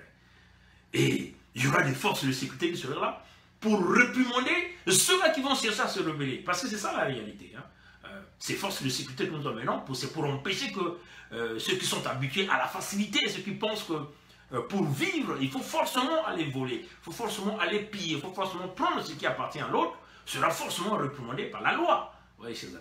Donc, c'est ce que je ferai. La première des choses, toute l'armée de Sassou, que nous appelons aujourd'hui, ce n'est pas une armée nationale. Hein, c'est une armée qui est liée à un individu. Donc, c'est une Gestapo, hein, comme une police de répression. Et donc ça, on les envoie tous en chômage et on met en place les mécanismes. Une fois que c'est fait, en même temps, vous allez donc regarder les réformes dont Mathias nous en parle ici. Il faut réformer tous les systèmes financiers en passant par un système d'informatisation de tous les systèmes financiers. C'est-à-dire qu'aujourd'hui, ceux-là qui travaillent dans les douanes ne sont pas capables de pouvoir encore aller prendre de l'argent auprès des clients parce que les services de douane ne travaillent plus qu'avec un système informatisé donc de récépissé. Donc déjà en ligne, on voit que l'argent est rentré au trésor public congolais et donc les services de douane seront dans l'obligation de pouvoir libérer le conteneur parce que le système informatique leur donne les atouts de pouvoir savoir que bon, le prix du conteneur ou de la marchandise a été déjà payé. Vous voyez, chers amis. Donc, éviter que l'argent arrive auprès des individus parce que l'argent est trop tentatif. Hein. Vous voyez, chers amis. C'est comme ça, hein, les réformes. Et puis, éventuellement, comme Mathias Nzon a su le dire, tout à l'heure, nous allons encore le jouer. Si vous essayez de regarder le budget de l'État congolais, c'est exorbitant. Parce que les gens ont gonflé le nombre des fonctionnaires. Des gens qui touchent de l'argent pour des fonctionnaires fictifs. Donc, qui n'ont jamais existé. Ou ceux qui sont déjà morts. Le tout dernier cas, c'est celui de Edgar Nguesso, qui gère des travailleurs fictifs à la présidence du Congo, mais qui perçoit des salaires. Donc, tout ça, c'est facturé dans le budget de fonctionnement de l'État congolais. Et des cas pareils, ça existe dans toutes les administrations au niveau du Congo-Brazzaville. Vous voyez, chers amis. C'est cela que Mathias Nzan est en train de dire. Nous allons encore écouter cette section parce que c'est très intéressant. Et puis nous allons revenir sur la partie FMI. Mais pour que nous arrivions à ces réformes, il faut que, c'est d'ailleurs que nous sommes en train d'appeler aux leaders internationaux, il faut que ces leaders-là commencent à prendre la conscience, parce que, chers amis, le monde est en train d'aller dans une mauvaise direction. Il faut que la communauté internationale nous accompagne dans ce processus que nous sommes en train de faire. Les intérêts, mais c'est quoi les intérêts? Les intérêts de Sassou ne sont pas plus importants que les intérêts de tout un peuple. Et de sur quoi au Congo, les Congolais n'ont jamais menacé les intérêts de la France. Sur aujourd'hui que la compagnie Total serait dynamitée. C'est ça la réalité, ou la compagnie Eni. Vous voyez, c'est ça. Ce ne sont pas les intérêts où l'intégrité physique des Français seront compliquées, ou même de la compagnie Eni seront en danger au Congo. Mais nous, dans le caractère bantou, on n'est pas violent. Hein? Nous voulons le bon vivre, nous voulons vivre dans la paix, mais nous voulons que cette paix puisse être au sommet de l'État et à tout niveau, que tous les Congolais puissent bénéficier et profiter de nos richesses naturelles. Vous voyez, chers amis. Mais dans les plans de réforme, il faut que les leaders internationaux puissent nous aider, parce que les leaders internationaux ne doivent pas démissionner de leur mission. C'est ça aussi, parce que c'est ça aussi le titre d'un leader international. Quand je parle de leader international ici, moi je fais allusion à tous les leaders, qu'ils soient des leaders africains, qu'ils soient des leaders européens, américains, ainsi de suite. Tous, il faut que, tous nous sommes des leaders, travaillons ensemble pour apporter la paix dans ces pays-là. Les intérêts, vous aurez toujours vos matières premières, parce qu'on veut vous dominer toujours le monde, vous aurez toujours. Mais prenez les matières premières dans le bon sens, c'est-à-dire que le peuple aime celui qui est au pouvoir, le peuple a voté celui qui est au pouvoir, le peuple vit en paix, le peuple n'a pas de doute sur les pratiques de gouvernance de cet individu qui est au pouvoir. Et vous pouvez prendre vos matières premières à n'importe quelle quantité, le peuple s'en foutra éperdument de vous. Parce que du moment où le peuple a son petit travail, il a son petit gagne-pain, il est capable de pouvoir éduquer ses enfants, il va s'en foutre éperdument de votre système politique. Vous voyez, donc, nous interpellons aux leaders du monde de nous accompagner dans ces réformes-là. Mais pour que nous y arrivons, il faut mettre terme au système en place qui a mené le pays dans ces états de destruction, dans ces états de séparation, de division. Le système Sassou, c'est le système le plus dangereux en Afrique centrale, même du monde, qui est en train de briser les économies du monde, parce qu'il faut dire que les déséquilibres macroéconomiques de la CEMAC n'affectent pas seulement le Congo, ça affecte tous les pays, tous les partenaires économiques, même ceux-là qui sont des financiers du Fonds monétaire international ou des créanciers du Fonds monétaire international. Ça affecte tout le monde, parce que quand vous êtes un investisseur, vous mettez votre argent au niveau du Congo, vous voulez que l'argent circule, produit des intérêts, pour que ça vous permette d'investir ailleurs. Mais vous voyez que si vous mettez votre argent, que le Congo est capable de ne pas vous payer, mais ça retarde ce qu'on dit en anglais, le retour sur l'investissement, donc ce qu'on dit en anglais, le payback. Le retour sur l'investissement, c'est ça qui fait fonctionner un investisseur. Mais si vous n'avez pas ça, alors, comment allez-vous faire des profits? Bon, vous voyez que il y a un système mafieux qui s'est formé autour de ces mêmes investisseurs, de ces mêmes créanciers, parce qu'il y a des créanciers qui acceptent donc l'argent de la corruption, quand même qu'il n'a pas le retour sur l'investissement, mais on lui donne un paquet sur la corruption, et donc il est obligé d'accepter ces conditions-là. C'est le cas aujourd'hui du Congo-Brazzaville, parce que tout le monde accepte l'argent de la corruption de Sassou Nguesso, au lieu qu'on puisse respecter la loi internationale. On est donc obligé de favoriser Sassou dans tout ce qu'il est en train de faire.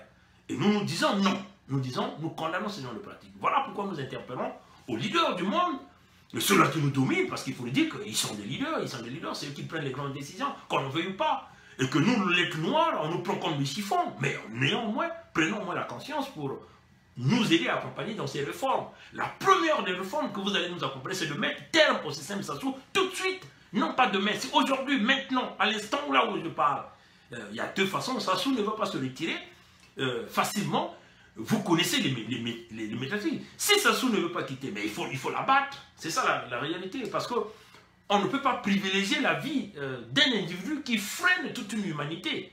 C'est impossible. Parce que pour nous, Sassou représente le danger le plus important que le monde est en train de vivre. Donc il faut que les investisseurs nous aident. Voilà. Donc, allons encore écouter ce que Nzo Mathias nous dit. Nous allons écouter Prenez le budget du Congo, vous avez la solution. Vous n'avez pas vu le budget du Congo. Nous sommes passés d'une masse salariale qui avoisinait les 15 milliards par mois. On est à plus de 40 milliards par mois. 44 milliards, voilà, quelqu'un qui me réfléchit. 44 milliards. Dans un pays de 4 milliards. Notre population a évolué pour que la masse salariale atteigne ce niveau.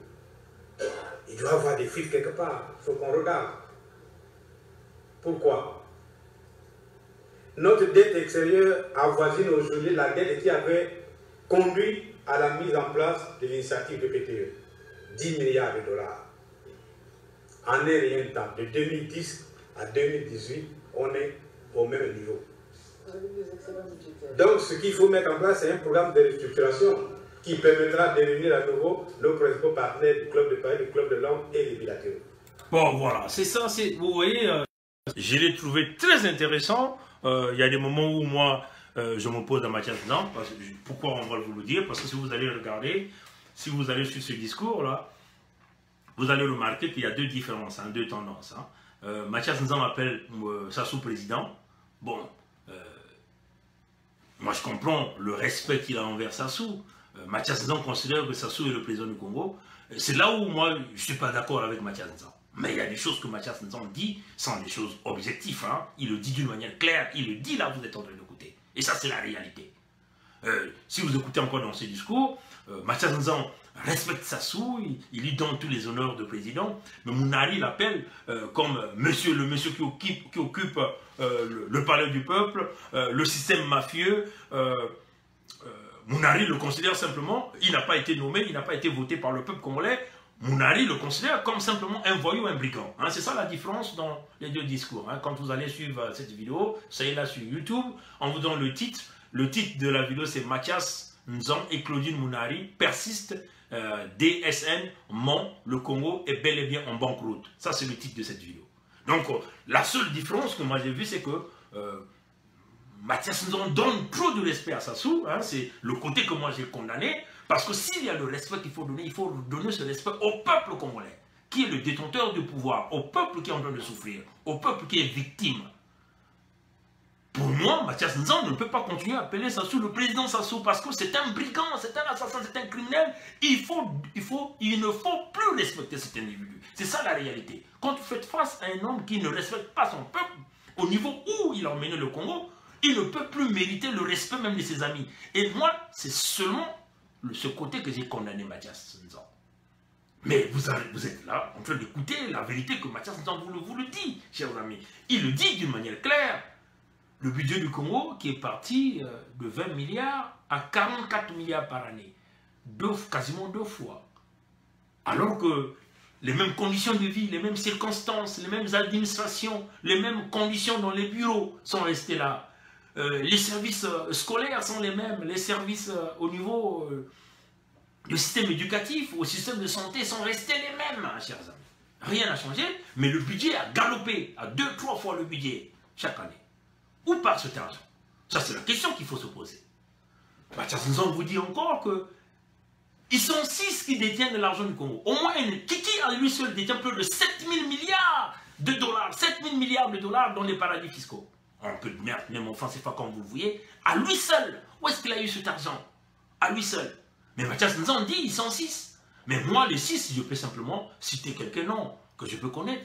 Sassou lui-même, Kiki est là. Sassou lui-même, il est dedans. Bouya est là-dedans. Ondongo est là-dedans.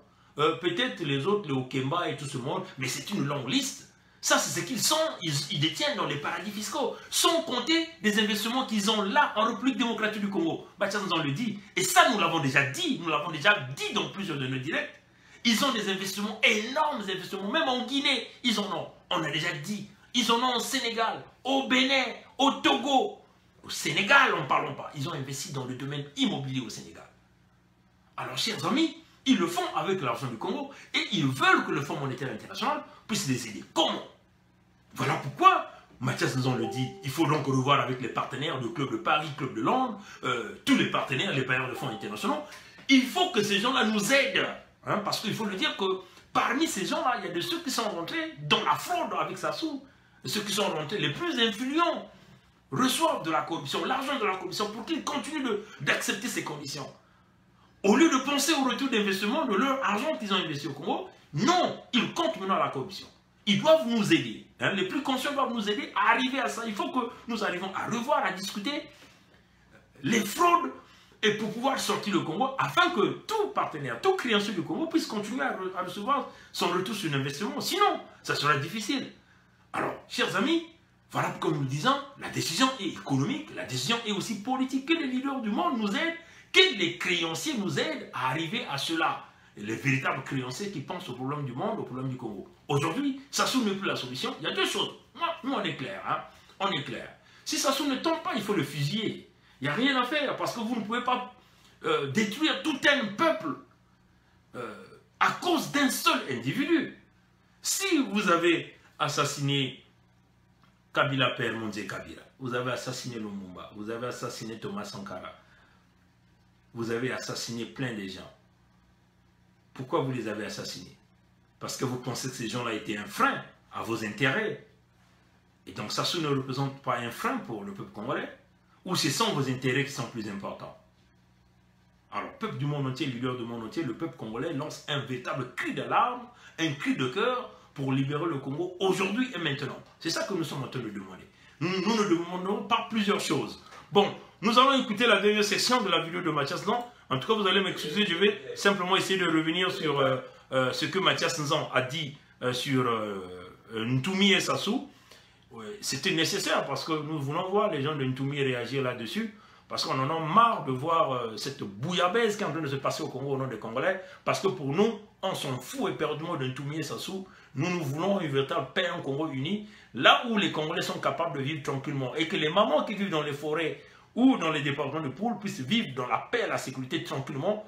Pas que deux personnes qui se tapent de l'argent derrière le sang du peuple congolais. Et nous voulons là une véritable justice. Voilà, donc nous allons simplement chercher la section où Nzan Mathias nous parle de Ntumi. Je crois que je l'ai retrouvé. On va simplement essayer de jouer et puis on va écouter. Et puis nous allons écouter les témoignages dans les autres pays. Voilà. Ce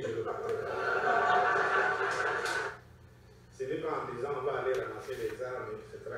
Comme disait Claudie, si vous ramassez les armes et la justice. Parce qu'on a dit lever des mandats d'arrêt et contre Ntumi.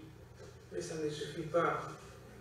Ça ne suffit pas. Nous avons proposé que pour régler définitivement la question du peuple, parce que ce n'est plus la guerre du peuple, c'est la question du peuple.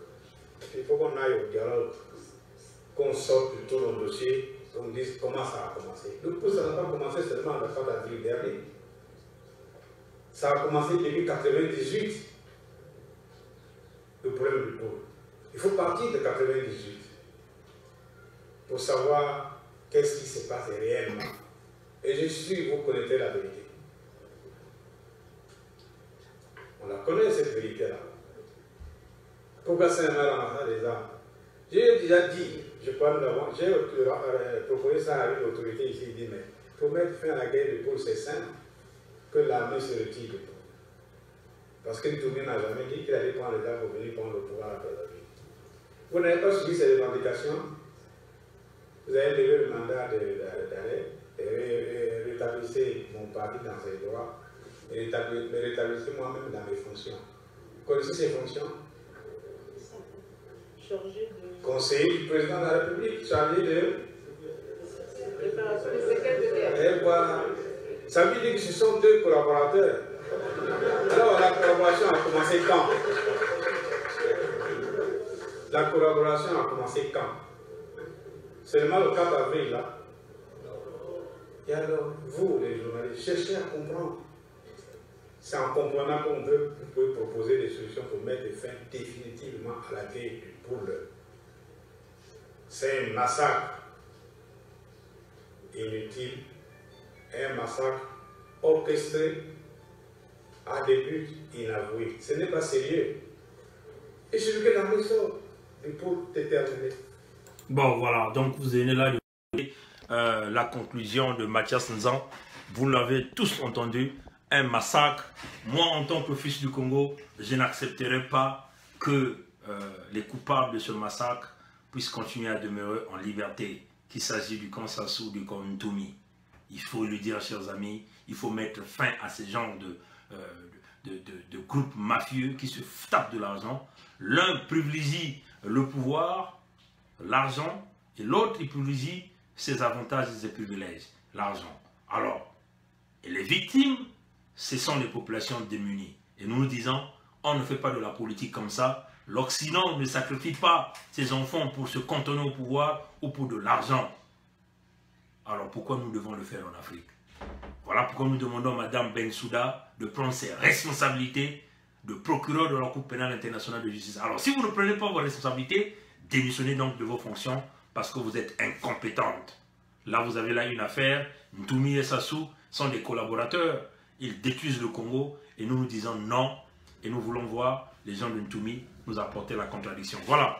Chers amis démocrates africains, peuple du monde entier, par rapport à ce direct, nous allons vous présenter nous allons vous faire quelques propositions ici.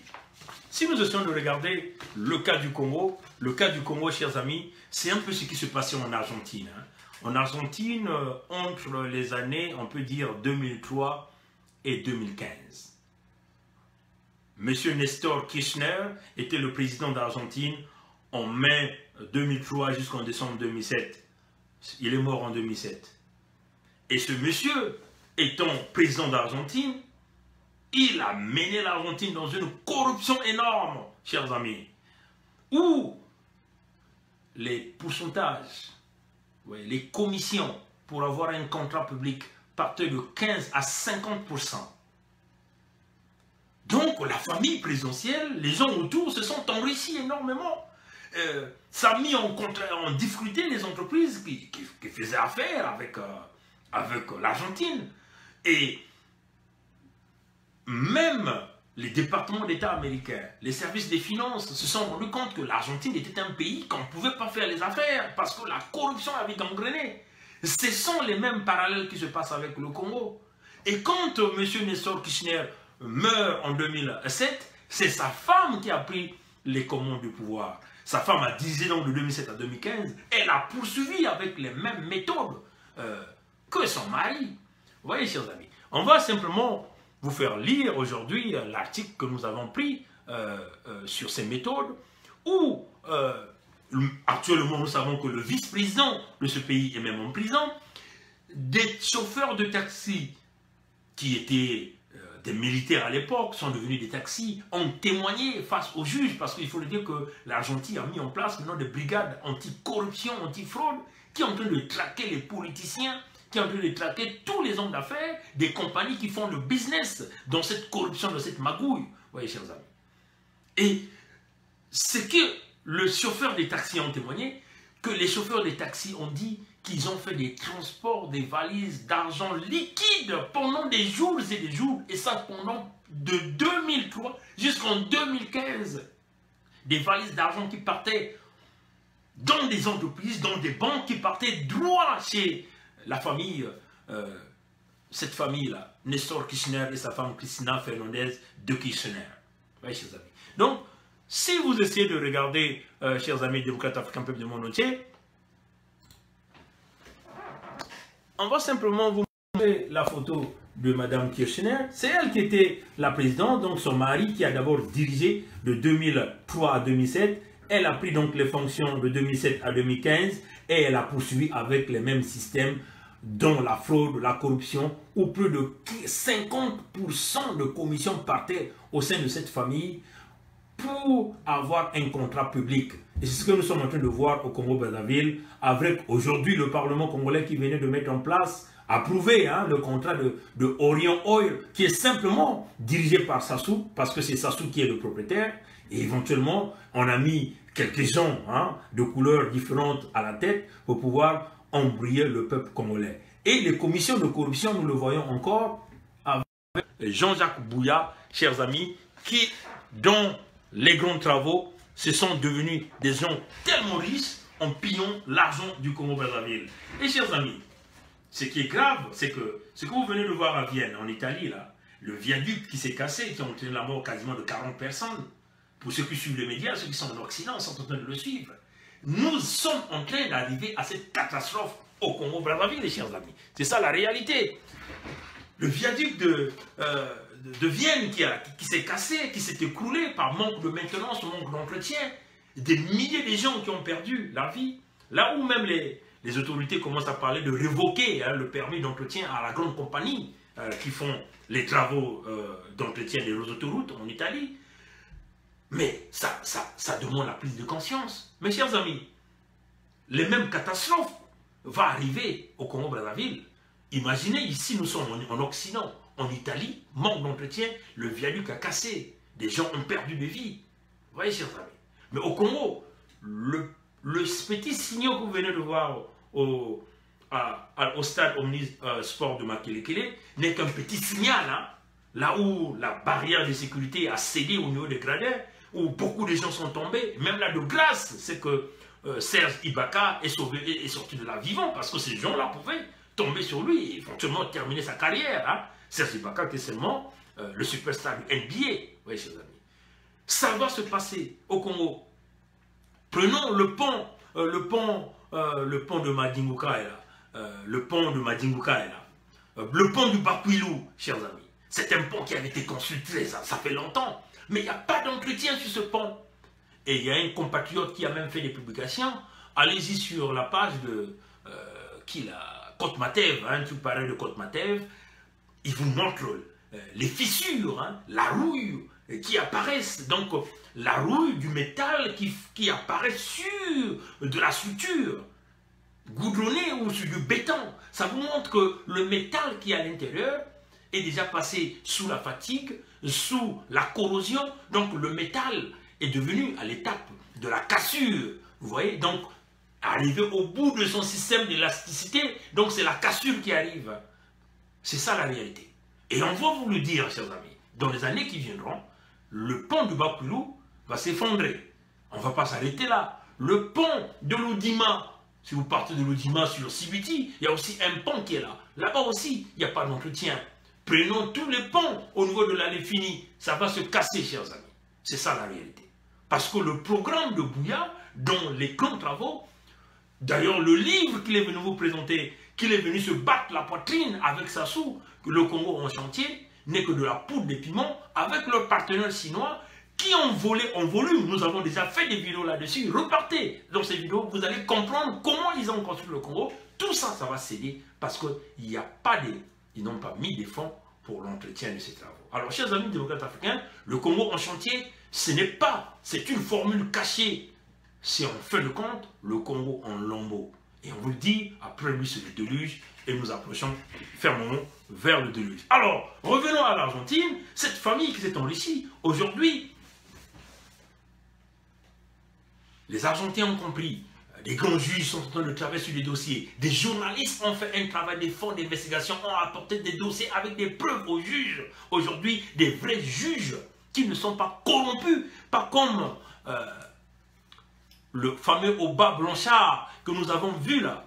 Est-ce que c'est Oba? Christian Oba que nous avons vu au procès. Et ce n'est pas au Congakala, hein? Il faut le dire, chers amis, parce que chez les autres, même il y a la corruption, mais il y a des gens qui sont intègres. L'intégrité, hein? Ils sont intègres. Les juges ont pris le dossier en main. Aujourd'hui, Kirchner, qui est devenu secrétaire, qui est sénateur, il faut le dire, chers amis, le juge demande simplement au Parlement de révoquer son immunité parlementaire pour qu'il vienne se justifier devant la justice. Ça vous rappelle quoi? Ça vous rappelle l'histoire de Lula, ancien président du Brésil. Mais aujourd'hui, il a été mis au cachot. Il est là au cachot. Au cachot. Parce que lui aussi, il est rentré dans la corruption. Et chez les autres, ça s'améliore. Le nouveau président argentin a mis des stratégies en place pour lutter en collaboration avec les autres nations qui sont en train d'aider, hein, à aider l'Argentine à éradiquer, parce qu'il faut dire qu'il y a un taux d'inflation très élevé sur la monnaie de l'Argentine. Donc, les politiques se sont décidés avec les économistes comment sauver la nation. Il faut donc essayer de parler au rapatriement des fonds volés, des fonds qui partent à l'extérieur. Et ils ont donc mis en place des stratégies pour lutter. Alors, qu'est-ce qui authentifie mes propos? On va simplement vous envoyer vers l'article publié par le journal Forbes Forbes, ceux qui lisent en Occident, ils connaissent la réputation du journal Forbes. Vous voyez, chers amis, le journal Forbes nous le dit. Malheureusement, c'est en anglais. On dit « Is Argentina finally cracking down on corruption ?» Donc ça, c'est un article qui est là. Et donc, vous allez donc, si vous pouvez peut-être Google, vous allez retrouver ça. Et donc, l'article ici nous parle toutes les stratégies qu'ils ont mis en place. C'est en anglais, chers amis. Mais les stratégies qu'ils ont mis en place pour lutter contre la corruption chez eux. Chers amis, rien n'est impossible. Comme l'a dit Sassou lui-même hein, dans son discours hein, qu'il venait de prononcer, je vais encore aller chercher cette section. Il dit « Nos atouts sont effectifs, l'homme reste le levier le plus essentiel. » Vous voyez, chers amis. Lui-même Sassou nous le dit, hein, ça c'est une arme qu'il venait de nous donner. L'homme reste le levier le plus essentiel, ça c'est Sassou qui nous le dit là. Vous voyez que dans la lutte de la corruption du Congo, c'est une question d'homme. Et l'homme reste le levier le plus essentiel. Ce sont les hommes qui doivent tout faire pour arrêter cette corruption-là. Il faut couper la corruption au sommet, couper la corruption au pied, et donc mettre en place les véritables stratégies. La véritable stratégie ici, il faut que tous nous travaillions ensemble, convergeons nos énergies pour briser Sassou, briser le système Sassou, briser le système PCT. C'est de cette façon que nous allons donc réussir. Et puis nous demandons l'aide de nos partenaires économiques, que ce soit africains, que ce soit ceux de l'Occident, que ce soit ceux des Amériques. Travaillons tous ensemble pour mettre fin à ce système parce que tout le monde est victime du système Sassou. C'est ça la réalité. Maintenant, chers amis, nous allons vous montrer encore comment les autres sont en train de lutter dans la corruption. Comment les autres luttent dans la corruption? Comment les autres luttent dans la corruption? Prenons le Tchad. Prenons le Tchad. Prenons le Tchad. On va vous faire passer une vidéo. Vous allez donc regarder comment le président tchadien, comme lui qu'on appelle dictateur parfois, mais vous voyez quand même que les gens parfois changent. La bonne volonté est là de vouloir changer les choses. Nous allons regarder cette vidéo, chers amis, et vous allez comprendre comment les autres sont en train de lutter contre la corruption. Certainement que vous avez déjà vu cette vidéo, mais on va quand même vous la faire jouer. Voilà. Le chef de l'État, Idriss Déby Itno, a fait ce matin une descente inopinée aux entrepôts de la douane de Nguéli. Mansour Ndjiti a suivi le président de la République, son reportage. Les descentes inopinées du chef de l'État Idriss Déby Itno se suivent, mais ne se ressemblent guère. Celle de ce vendredi 17 août a surpris tous les collaborateurs du président de la République. Idriss Déby Itno sort de son bureau sous un soleil ardent. Pas besoin d'un chauffeur. Il prend lui-même le volant de sa voiture. Nous empruntons les avenues Mobutu, Pascal Yadoum Nadi, le pont à double voie, faufilons entre mototaxi et voitures privées. Destination inconnue. Arrêt, entrepôt de la douane d'Ngéli. Sur place, personne ne s'y attendait. Le président de la République Idriss Déby Itno surgit dans un bureau, questionne les occupants, met à la porte séance tenante les faux douaniers. Une cinquantaine est renvoyée par le chef de l'État. Des femmes figurent parmi ces vrais faux douaniers. Le président de la République sermonne ceux qui ne servent pas l'État, mais se servent à satiété. J'ai de vos échos. Je ne suis pas venu ici en balade de santé. Dans un bureau, le chef de l'État questionne un responsable en ces termes. Combien de douaniers avez-vous dans votre service? 110, rétorque-t-il. Bon, voilà, on va continuer de jouer ça. Je crois que c'est pas ce qui s'est passé là. Que la douane a déclaré le chef de l'État Idriss Déby Itno à ces éléments en présence de leurs directeurs généraux respectifs. Votre place n'est pas ici, a-t-il poursuivi. Quittez immédiatement les lieux, ordre donné, ordre exécutif. Le président de la République, Idriss Déby Itno, se tourne ensuite vers les femmes qui font le trafic des marchandises entre Koussiri et N'Djamena. Vous avez assez fait. Le pays a perdu beaucoup d'argent à cause de vos pratiques malsaines. Quittez les locaux de la douane en 5 minutes ou je vous fais emprisonner toutes. Les femmes commerçantes s'exécutent. Peu avant de quitter les locaux de la douane d'Ngéli, le chef de l'État Idriss Déby Itno rencontre une poignée de douaniers professionnels et leur dit ceci. Vous êtes ici pour servir le pays. Vous êtes suffisamment servi. Je sais de quoi je parle. Je vous laisse un mois pour voir si vous allez changer ou vous n'allez pas changer. Si vous ne changez pas, je vais vous faire changer. Ne travaillez pas pour votre ventre, pour votre poche. Travaillez honnêtement pour le pays. Ça, on peut être d'accord. La prochaine fois que je passe, si les choses n'évoluent pas, ça veut dire que vous avez failli. Et je ne vous dirai pas quand je viendrai. Je ne suis pas venu en promenade. Je suis venu pour arrêter le désordre qui se fait dans cette ville. Y compris par vous, les douaniers, les premiers concernés. Vous êtes suffisamment enrichis, vous êtes suffisamment construits. Il faut arrêter maintenant. Ok? Vous avez un souci d'un mois. Simplement, un mois. Un mois, je verrai le reste. On s'entend bien? Qui est le chef parmi vous? Comment savez-vous?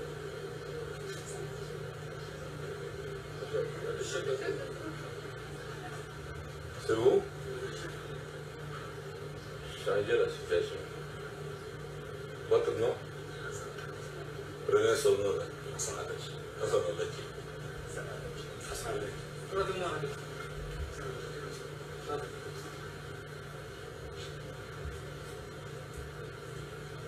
Vous êtes tous responsables.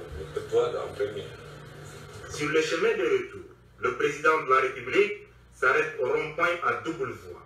Il fait arrêter tous ceux qui exercent au Bureau national de fret B9.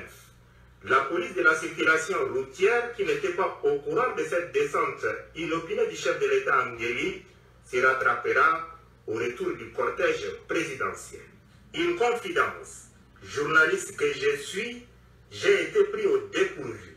J'ai suivi le président de la République sans un écritoire, moins encore un calepin. C'est pour souligner ici le caractère exclusivement inopiné de la descente du chef de l'État Idriss Déby Itno aux entrepôts de la douane de Nguéli. Bon, voilà, chers amis démocrates, je salue cette initiative de M. Déby, président de la République du Tchad. Oui, c'est un dictateur, comme on le dit, mais l'initiative doit être acclamée et applaudir. Il descend lui-même, il n'informe personne de son cabinet, ni ses propres collaborateurs. Il a pris connaissance de ce dossier, il a décidé d'aller voir lui-même, et pas simplement d'aller voir, mais de prendre une décision, de chasser tous les fraudeurs autour, y compris les hauts gradés militaires qui se trouvaient dans ces lieux. Même les femmes qui sont dans la corruption, hein, vous voyez, dans le dédouanement des marchandises, ont été toutes chassées de là. Alors, chers amis, démocrates africains, peuple du monde entier, comme on a l'habitude de vous le dire, je vais simplement mettre ma batterie en charge, juste pour que je puisse finir mon direct. Voilà, bon, oh, attention, voilà, je crois que je vais simplement essayer de rapprocher ça. Je vais changer de lieu. Juste un instant, chers amis, démocrates africains. Parce que c'est ça aussi le plaisir du direct. Il y a parfois des problèmes techniques. Et voilà, donc, on va essayer de voir. Voilà. Voilà, donc on encourage ce discours de Déby, cette décision, la motivation, hein, parce qu'il faut dire que le Tchad connaît des grands problèmes économiques. Il faut donc prendre des décisions dramatiques pour apporter le changement. Et le président Déby s'est engagé lui-même de le faire. Vous avez entendu, il a dit au chef, il dit qui est le chef? Je vous donne un sursis d'1 mois et il reviendra pour vérifier. Et il a pris son nom. Mais vous voyez, chez Sassou, lui-même il est au centre de la magouille.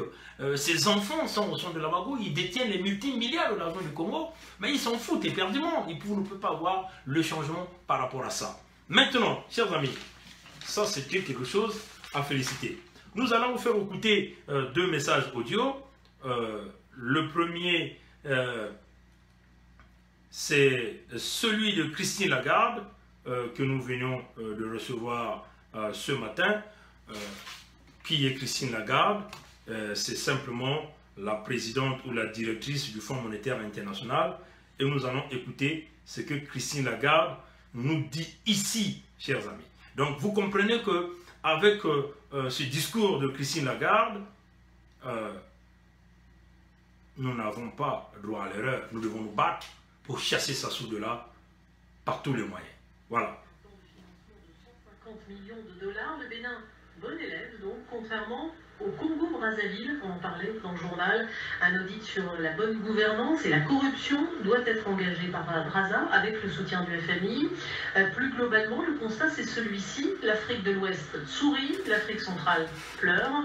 Christine Lagarde, invitée de Jean-Jacques Loirne. Christine Lagarde, bonjour. Bonjour. Le Bénin, dites-vous, est un partenaire qui tient ses promesses. Nous pouvons citer la bonne gouvernance, des finances assainies, avec cependant un bémol, le filet social, la santé et l'éducation, qui doit être fortement consolidé. C'est bien cela?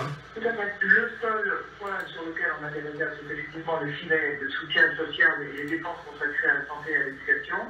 On a reçu des assurances des autorités béninoises qu'il serait remédié rapidement à cette défaillance et que les bons investissements seraient réalisés dans ce secteur. Globalement, avec 6% de croissance en prévision, l'Afrique de l'Ouest est pleine d'espoir. C'est ce que vous diriez. La Côte d'Ivoire a-t-elle retrouvé son rôle de locomotive? C'est vrai que si on regarde les 8 pays de la zone, la Côte d'Ivoire est une locomotive actuellement et sa croissance économique a été forte et nous pensons que ça continuera à bien fonctionner si les réformes se poursuivent. On a vraiment une résilience de la demande intérieure, on a une amélioration des rendements agricoles, une hausse de la production d'électricité, donc tout ça ce sont des facteurs qui vont continuer à soutenir la croissance de la Côte d'Ivoire, c'est certain. Par contre, la stabilité politique et la renaissance économique ne sont pas au rendez-vous en Afrique centrale. Le mauvais élève, pourrait-on dire même le très mauvais élève, qui a même tenté de cacher ses finances au FMI, c'est le Congo-Brazzaville, une dette sur le papier d'au moins 8 milliards d'euros, des rentes pétrolières gagées, des arriérés de salaire, des grèves dans tous les secteurs. C'est un triste constat, n'est-ce pas? Il est clair que pour ce qui est de la République du Congo, il y a des déséquilibres macro qui sont très très importants.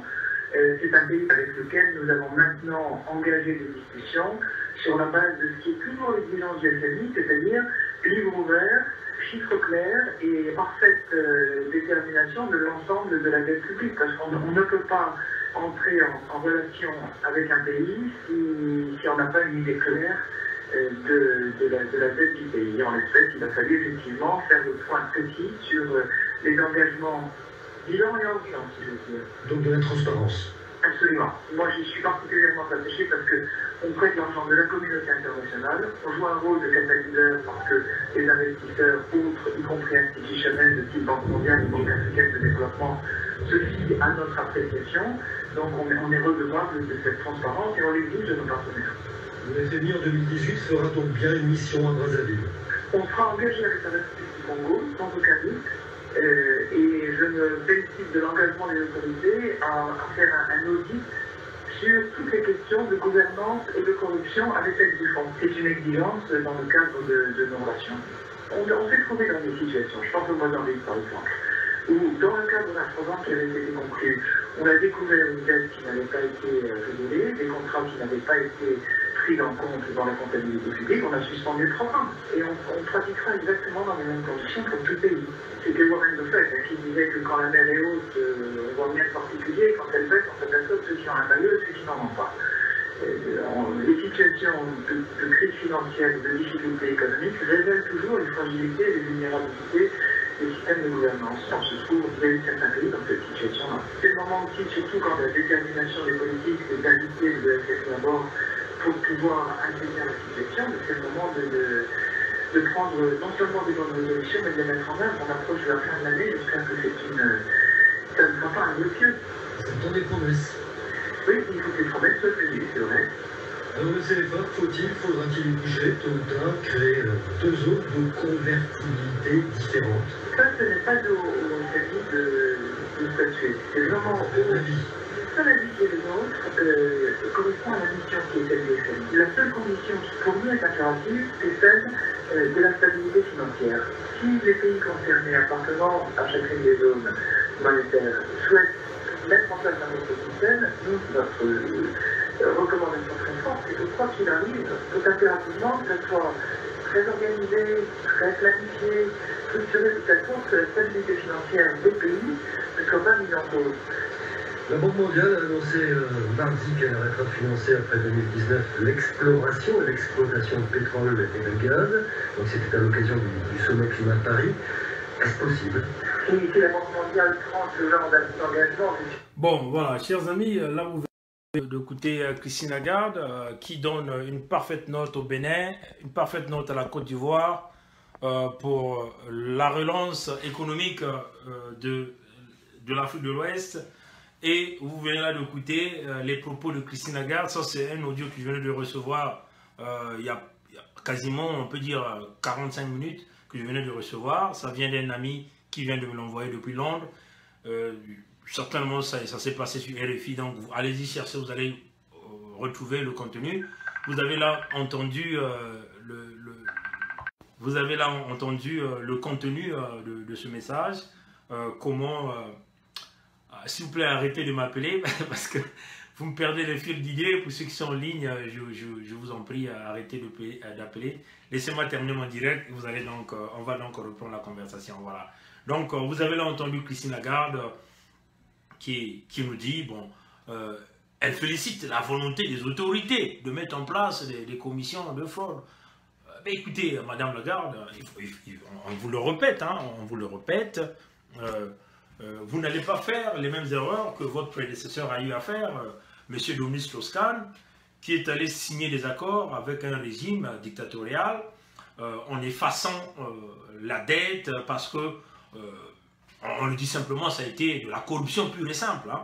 Donc une corruption, un système de fraude qui a fraudé le système financier international. On le répète encore à Mme Christine Lagarde que la commission fraude que ça a mis en place n'est pas là pour arrêter les gros poissons, c'est-à-dire, on peut dire, les 6 premiers pilleurs du Congo, hein, parce qu'il faut le dire, les 6 qui détiennent les multimilliards en dollars de l'argent du peuple congolais qui se retrouvent dans les paradis fiscaux. Nous voulons rappeler à Mme Christine Lagarde que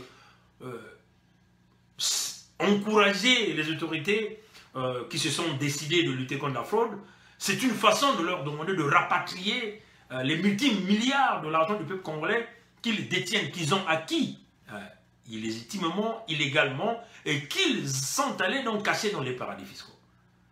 Donc, nous pensons que c'est dans cette démarche que vous devez encourager les autorités du Congo, si en réalité celle-là a été décidée de pouvoir lutter contre la fraude et la corruption. Le rapatriement de l'argent du Congo. Il faut rapatrier l'argent qui appartient aux Congolais, que ces individus-là détiennent, l'argent qui se retrouve dans des grandes banques en Singapour, en Chine, en Europe, en Occident, partout, l'argent qu'ils ont investi dans l'immobilier, dans tous les domaines. C'est ça que nous voulons dire à Mme Christine Lagarde. Donc vous comprenez que au niveau où nous sommes, nous comprenons que vous êtes une banque, vous voulez faire des profits, mais tous nous vivons, nous connaissons comment le système banquier occidental fonctionne. On vérifie l'authenticité de l'individu, on vérifie la crédibilité de l'individu, et quand on se rend compte que l'individu n'est pas crédible, ou l'individu a voulu frauder dans la présentation de la documentation, en ce moment-là, aucune banque ne va vous considérer de sérieux, donc on ne peut pas vous donner de l'argent. Le Congo l'a fait, sous le régime dictatorial de Sassou, a voulu frauder le Fonds monétaire international. Nul n'a été votre vigilance. Aujourd'hui, Sassou serait encore dans une nuit de miel où il devait encore se sucrer de l'argent simple qu'il devait prendre au niveau du Fonds monétaire international. Nous comprenons que vous avez de la pression de la France parce que la France veut absolument que Sassou puisse signer pour qu'il continue d'entretenir les relations France-Afrique et que tout un chacun de ces systèmes mafieux de la France-Afrique continue de sucrer de l'argent du Congo, l'argent de la corruption. Parce que M. Bruno Le Maire, que le ministre de la France de l'économie, a même promis à Sassou de lui donner 135 millions d'euros s'il signait avec le Fonds monétaire international. Alors nous, en tant que peuple congolais, comme l'a su le dire Mathias Nzang dans sa conférence de presse, tant que les fonds du Congo ne seront pas rapatriés, les voleurs, les 6 piliers du vol du Congo, qui sont au centre de cette mafia et cette magouille, demeurent toujours aux commandes du pouvoir. Nous ne pensons pas que le Fonds monétaire international peut continuer à négocier ou signer un accord avec son voleur. Personne dans une vie normale peut arriver à signer un accord avec son voleur. C'est quasiment impossible.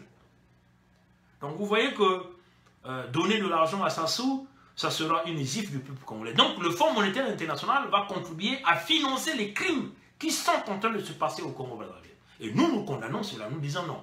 Et ça, c'est 99% des Congolais, ou je dirais les 92% des Congolais qui n'ont pas voté pour Sassou, qui disent non. Qui disent non que le Fonds monétaire international puisse donner de l'argent à Denis Sassou Nguesso, ou puisse donner un prêt au Congo sous ce régime qui a conduit le Congo vers les abîmes, vers l'apocalypse économique, vers l'Armageddon économique. Ce régime qui assure les répressions des violations graves des droits de l'homme et qui détruisent la vie des citoyens. Donc, Madame Christine Lagarde, aux autres créanciers du monde, parce qu'il faut le dire que la France ne doit pas dominer sur toute la décision, on en a marre de voir cette France continuer à emmener les populations vers les abîmes de l'enfer, surtout nous, au niveau du peuple congolais, avec la couverture et la protection de Sassou. Nous demandons aux autres créanciers des autres pays, et surtout les pays d'Amérique du Nord, d'où nous vivons, d'utiliser leur veto, de mettre en place toute leur énergie afin que le FMI ne puisse pas donner de l'argent à Sassou. Ce que nous voulons, le Congo aura besoin du Fonds monétaire international avec des nouveaux gestionnaires de ce pays, des nouveaux dirigeants de ce pays. Nous demandons aux dirigeants du monde de nous aider, que nous puissions travailler en place, de vite faire partir de Sassou afin d'atténuer la souffrance du peuple congolais et que nous puissions regarder dans quel programme nous allons travailler pour pouvoir aider le Congo financièrement. C'est ce que le peuple congolais demande. Et ça, c'est un message solennel que nous lançons à tous les dirigeants du monde, à tous les partenaires économiques, à tous les créanciers, qu'on ne peut plus continuer sur ce modèle qui est en train de briser le Congo-Brazzaville. Le Congo ne veut pas que vous puissiez signer un accord avec le régime criminel et dictatorial, les mêmes gens qui ont volé l'argent du Congo, que vous puissiez signer. Nous disons non. Il y aura des nouveaux dirigeants qui vont arriver et vous allez certainement signer avec cela. Voilà, donc ça c'était sur ce point que nous voulons simplement passer parce qu'il faut comprendre que, comme vous avez dit dans votre tout dernier rapport, vous voulez un pays pacifié, vous voulez des rassemblements. Sassou a ses calculs de manigance par ses conseillers qui lui donnent qu'il doit faire pour manipuler. Donc il a commencé par manipuler, il a libéré quelques prisonniers, pas les plus importants. Parce que les vrais prisonniers sont toujours dans les prisons. Mokoko est encore en prison. Makaya, Libongo Ngoka, les Ngwabi sont encore en prison. Les vrais prisonniers de ce pays sont en prison. Ils ne sont pas libres. Ceux-là qu'on vous a libérés, ce sont des petits poissons qui ne représentent pas la valeur politique, mais que Sassou est en train d'utiliser comme une arme de séduction pour le Fonds monétaire international pour dire qu'il a obéi à vos exigences. Il est allé signer un accord rapide avec Ntoumi. Il faut dire que Ntoumi et Sassou demeurent des véritables partenaires qui brisent, qui détruisent le Congo. Ils ont mené cette guerre pour conserver le pouvoir de Sassou, pour continuer à se partager la richesse de ce pays. Et les populations demeurent des victimes, mais ils signent encore les accords. Parce qu'il faut le dire que ce n'est pas moi qui le dis, hein, tout ce que je dis là. Dabila l'a dit dans son procès, que les armes revenaient de Sassou qu'on donnait à Ntoumi. Vous voyez, chers amis. Et Ntoumi demande encore qu'on puisse se réinstaller à ses fonctions. Vous voyez, chers amis. Donc, l'accord et Sassou ne signifie pas que la paix est revenue au pays et donc Sassou doit continuer maintenant à demeurer là et que le Fonds monétaire international donne de l'argent. Il a mis en place une commission antifraude qui n'arrête que des petits poissons, les vrais gros poissons. Donc parmi les 6 piliers de la mafia, y compris Sassou même, sont en liberté et continuent de jouir de cette liberté, y compris les généraux militaires. C'est une farce de séduction pour permettre au Fonds monétaire international pour dire qu'il a baissé la tension dans le pays et donc il faut qu'il puisse avoir de l'argent. Non, chère Madame Christine Lagarde, chère créancier du Fonds monétaire international, cher créancier du Congo, nous en tant qu'un jeune Congolais averti, nous en tant que peuple congolais, parce qu'il faut le dire qu'aujourd'hui, si vous faites tourner les 90% de micros dans la population congolaise, vous verrez qu'en dehors des jeunes qui ressortent de l'arbre moutonnier du système Sassou, donc les moutons qui sortent de l'arbre moutonnier, tous les jeunes Congolais vous diront toujours qu'on ne peut pas donner de l'argent aux voleurs, à ceux qui ont pillé, ceux qui ont mal géré l'économie. Donc, comprenez qu'il faut changer les méthodes opérandies. Dans cette même logique, je vais vous faire écouter le discours d'un politicien congolais. Et donc, vous allez écouter ces discours de vous-même et que ce temps, avec tout ce que le Fonds monétaire international nous venons d'écouter comme mauvais élève, tout ce que le monde est en train de dire, vous allez donc écouter ce que ce politicien congolais-là est en train de vous dire, pensant que Sassou, c'est le dialogue de Sassou. 93.2 FM. Ce 15 août, c'était jour de fête nationale au Congo-Brazzaville, le 58e anniversaire de l'indépendance du pays. À cette occasion, hier soir, le président Denis Sassou Nguesso s'est adressé à la nation. Un discours centré surtout sur la question du pôle, sur un accord également avec le Fonds monétaire international. Beaucoup de réactions. Écoutons celle du député Guy Brice Parfait Kolela, président du parti d'opposition UHD, l'Union des démocrates et humanistes. Il assure qu'il est resté sur sa faim, notamment sur la question de la réconciliation nationale. J'attendais à ce qu'il annonce la tenue prochaine du dialogue national inclusif sous l'égide du Conseil national du dialogue qui venait d'être mis en place. Donc j'attendais bêtement qu'il annonce la tenue. Et puis j'attendais aussi qu'il annonce la libération de certains des prisonniers politiques. À l'instant de ce qui s'est passé en Côte d'Ivoire, où le président Ouattara a pris la hauteur pour réconcilier le pays. Parce que le président Sassou Nguesso a dit dans son discours hier qu'il faut que nous positivons la richesse de nos différences et que la paix reste son credo et qu'on ne peut pas construire le pays dans la violence, ce que j'apprécie. Mais si la paix reste son credo, donc il faut qu'il aille plus loin. Il faut qu'il rassemble les fils et les filles de la nation autour d'une table pour traiter du Congo, uniquement du Congo, sortir du Congo la situation économique, financière et sociale dans laquelle il se trouve. C'est ça que j'attendais. C'est ça que j'attends. Je l'encourage à aller d'avant, mais nous sommes restés sur notre temps. Bon, voilà. Ça, c'est Guy Parfait Kolela, un politicien, un piètre politicien qui n'a aucune vision.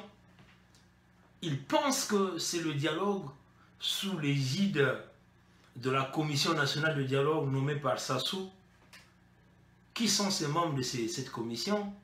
Mais ses propres parents, son ami Mbéry Martin, ainsi de suite, qui va apporter la paix au Congo. Non, ça c'est un club des amis. Guy Parfait Kolela n'a pas une maturité, une vision politique. Je ne suis pas un politicien, mais quand je lis un peu les propos de ce monsieur, je me dis, est-ce qu'il a réellement des conseillers juridiques, des conseillers politiques qui permettent à cette personne de dire des véritables propos que le peuple attend, que d'ailleurs même son peuple est en train d'attendre. Vous voyez?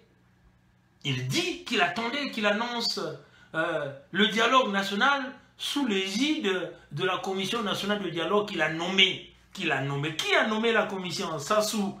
Donc un dialogue sous une commission nommée par Sassou va apporter la paix? Alors non. Bon, il dit quelques prisonniers politiques. Il dit quelques prisonniers politiques. Mais on croyait qu'il allait dire tous les prisonniers politiques, parce qu'ils sont tous des prisonniers politiques. Pourquoi quelques? C'est piste. Vous comprenez, chers amis? Donc tout ce que nous venons de dire, la conclusion, elle est militaire. Ce n'est pas un quelconque dialogue, ni national, ni international. Au moins que les grands leaders de ce monde s'asseyent, comme d'ailleurs dans le sommet économique de Davos, où dans des grandes réunions se décident pour dire, bon écoute, on met terme à ce système. Sinon, si nous ne mettons pas terme à Sassou militairement, chers amis, on va lui dire qu'il n'y a pas de solution politique avec le régime Sassou, parce que ce régime va être là pour durer et continuer à mettre le pays dans la souffrance et la destruction. Donc battons-nous, chers amis, pour briser le système Sassou, et la solution est militaire. Pour cela, nous demandons aux leaders du monde d'approuver cette solution, de libérer toutes les discussions que nous sommes en train de faire. Nous demandons au président américain de nous aider à libérer ces décisions-là dans la prise des décisions qu'il impose. Nous demandons à M. Trudeau, Premier ministre du Canada, d'imposer, d'approuver cette solution. Nous demandons même au président français qu'il approuve parce que c'est l'intérêt de tout un chacun de nous. Il s'agit de l'intérêt de la France, de l'intérêt du Congo, de l'intérêt américain, de l'intérêt allemand. Nous demandons à tous les leaders du monde d'approuver cette solution parce que Sassou ne représente plus rien. Une poubelle qui est là pour faire souffrir la population et il faut mettre terme à cette souffrance. Merci d'avoir suivi ce direct. Il était lent, mais il était nécessaire. Et nous tenons à vous souhaiter un bon dimanche. Que Dieu nous garde, que Dieu nous bénisse. Merci. Au revoir.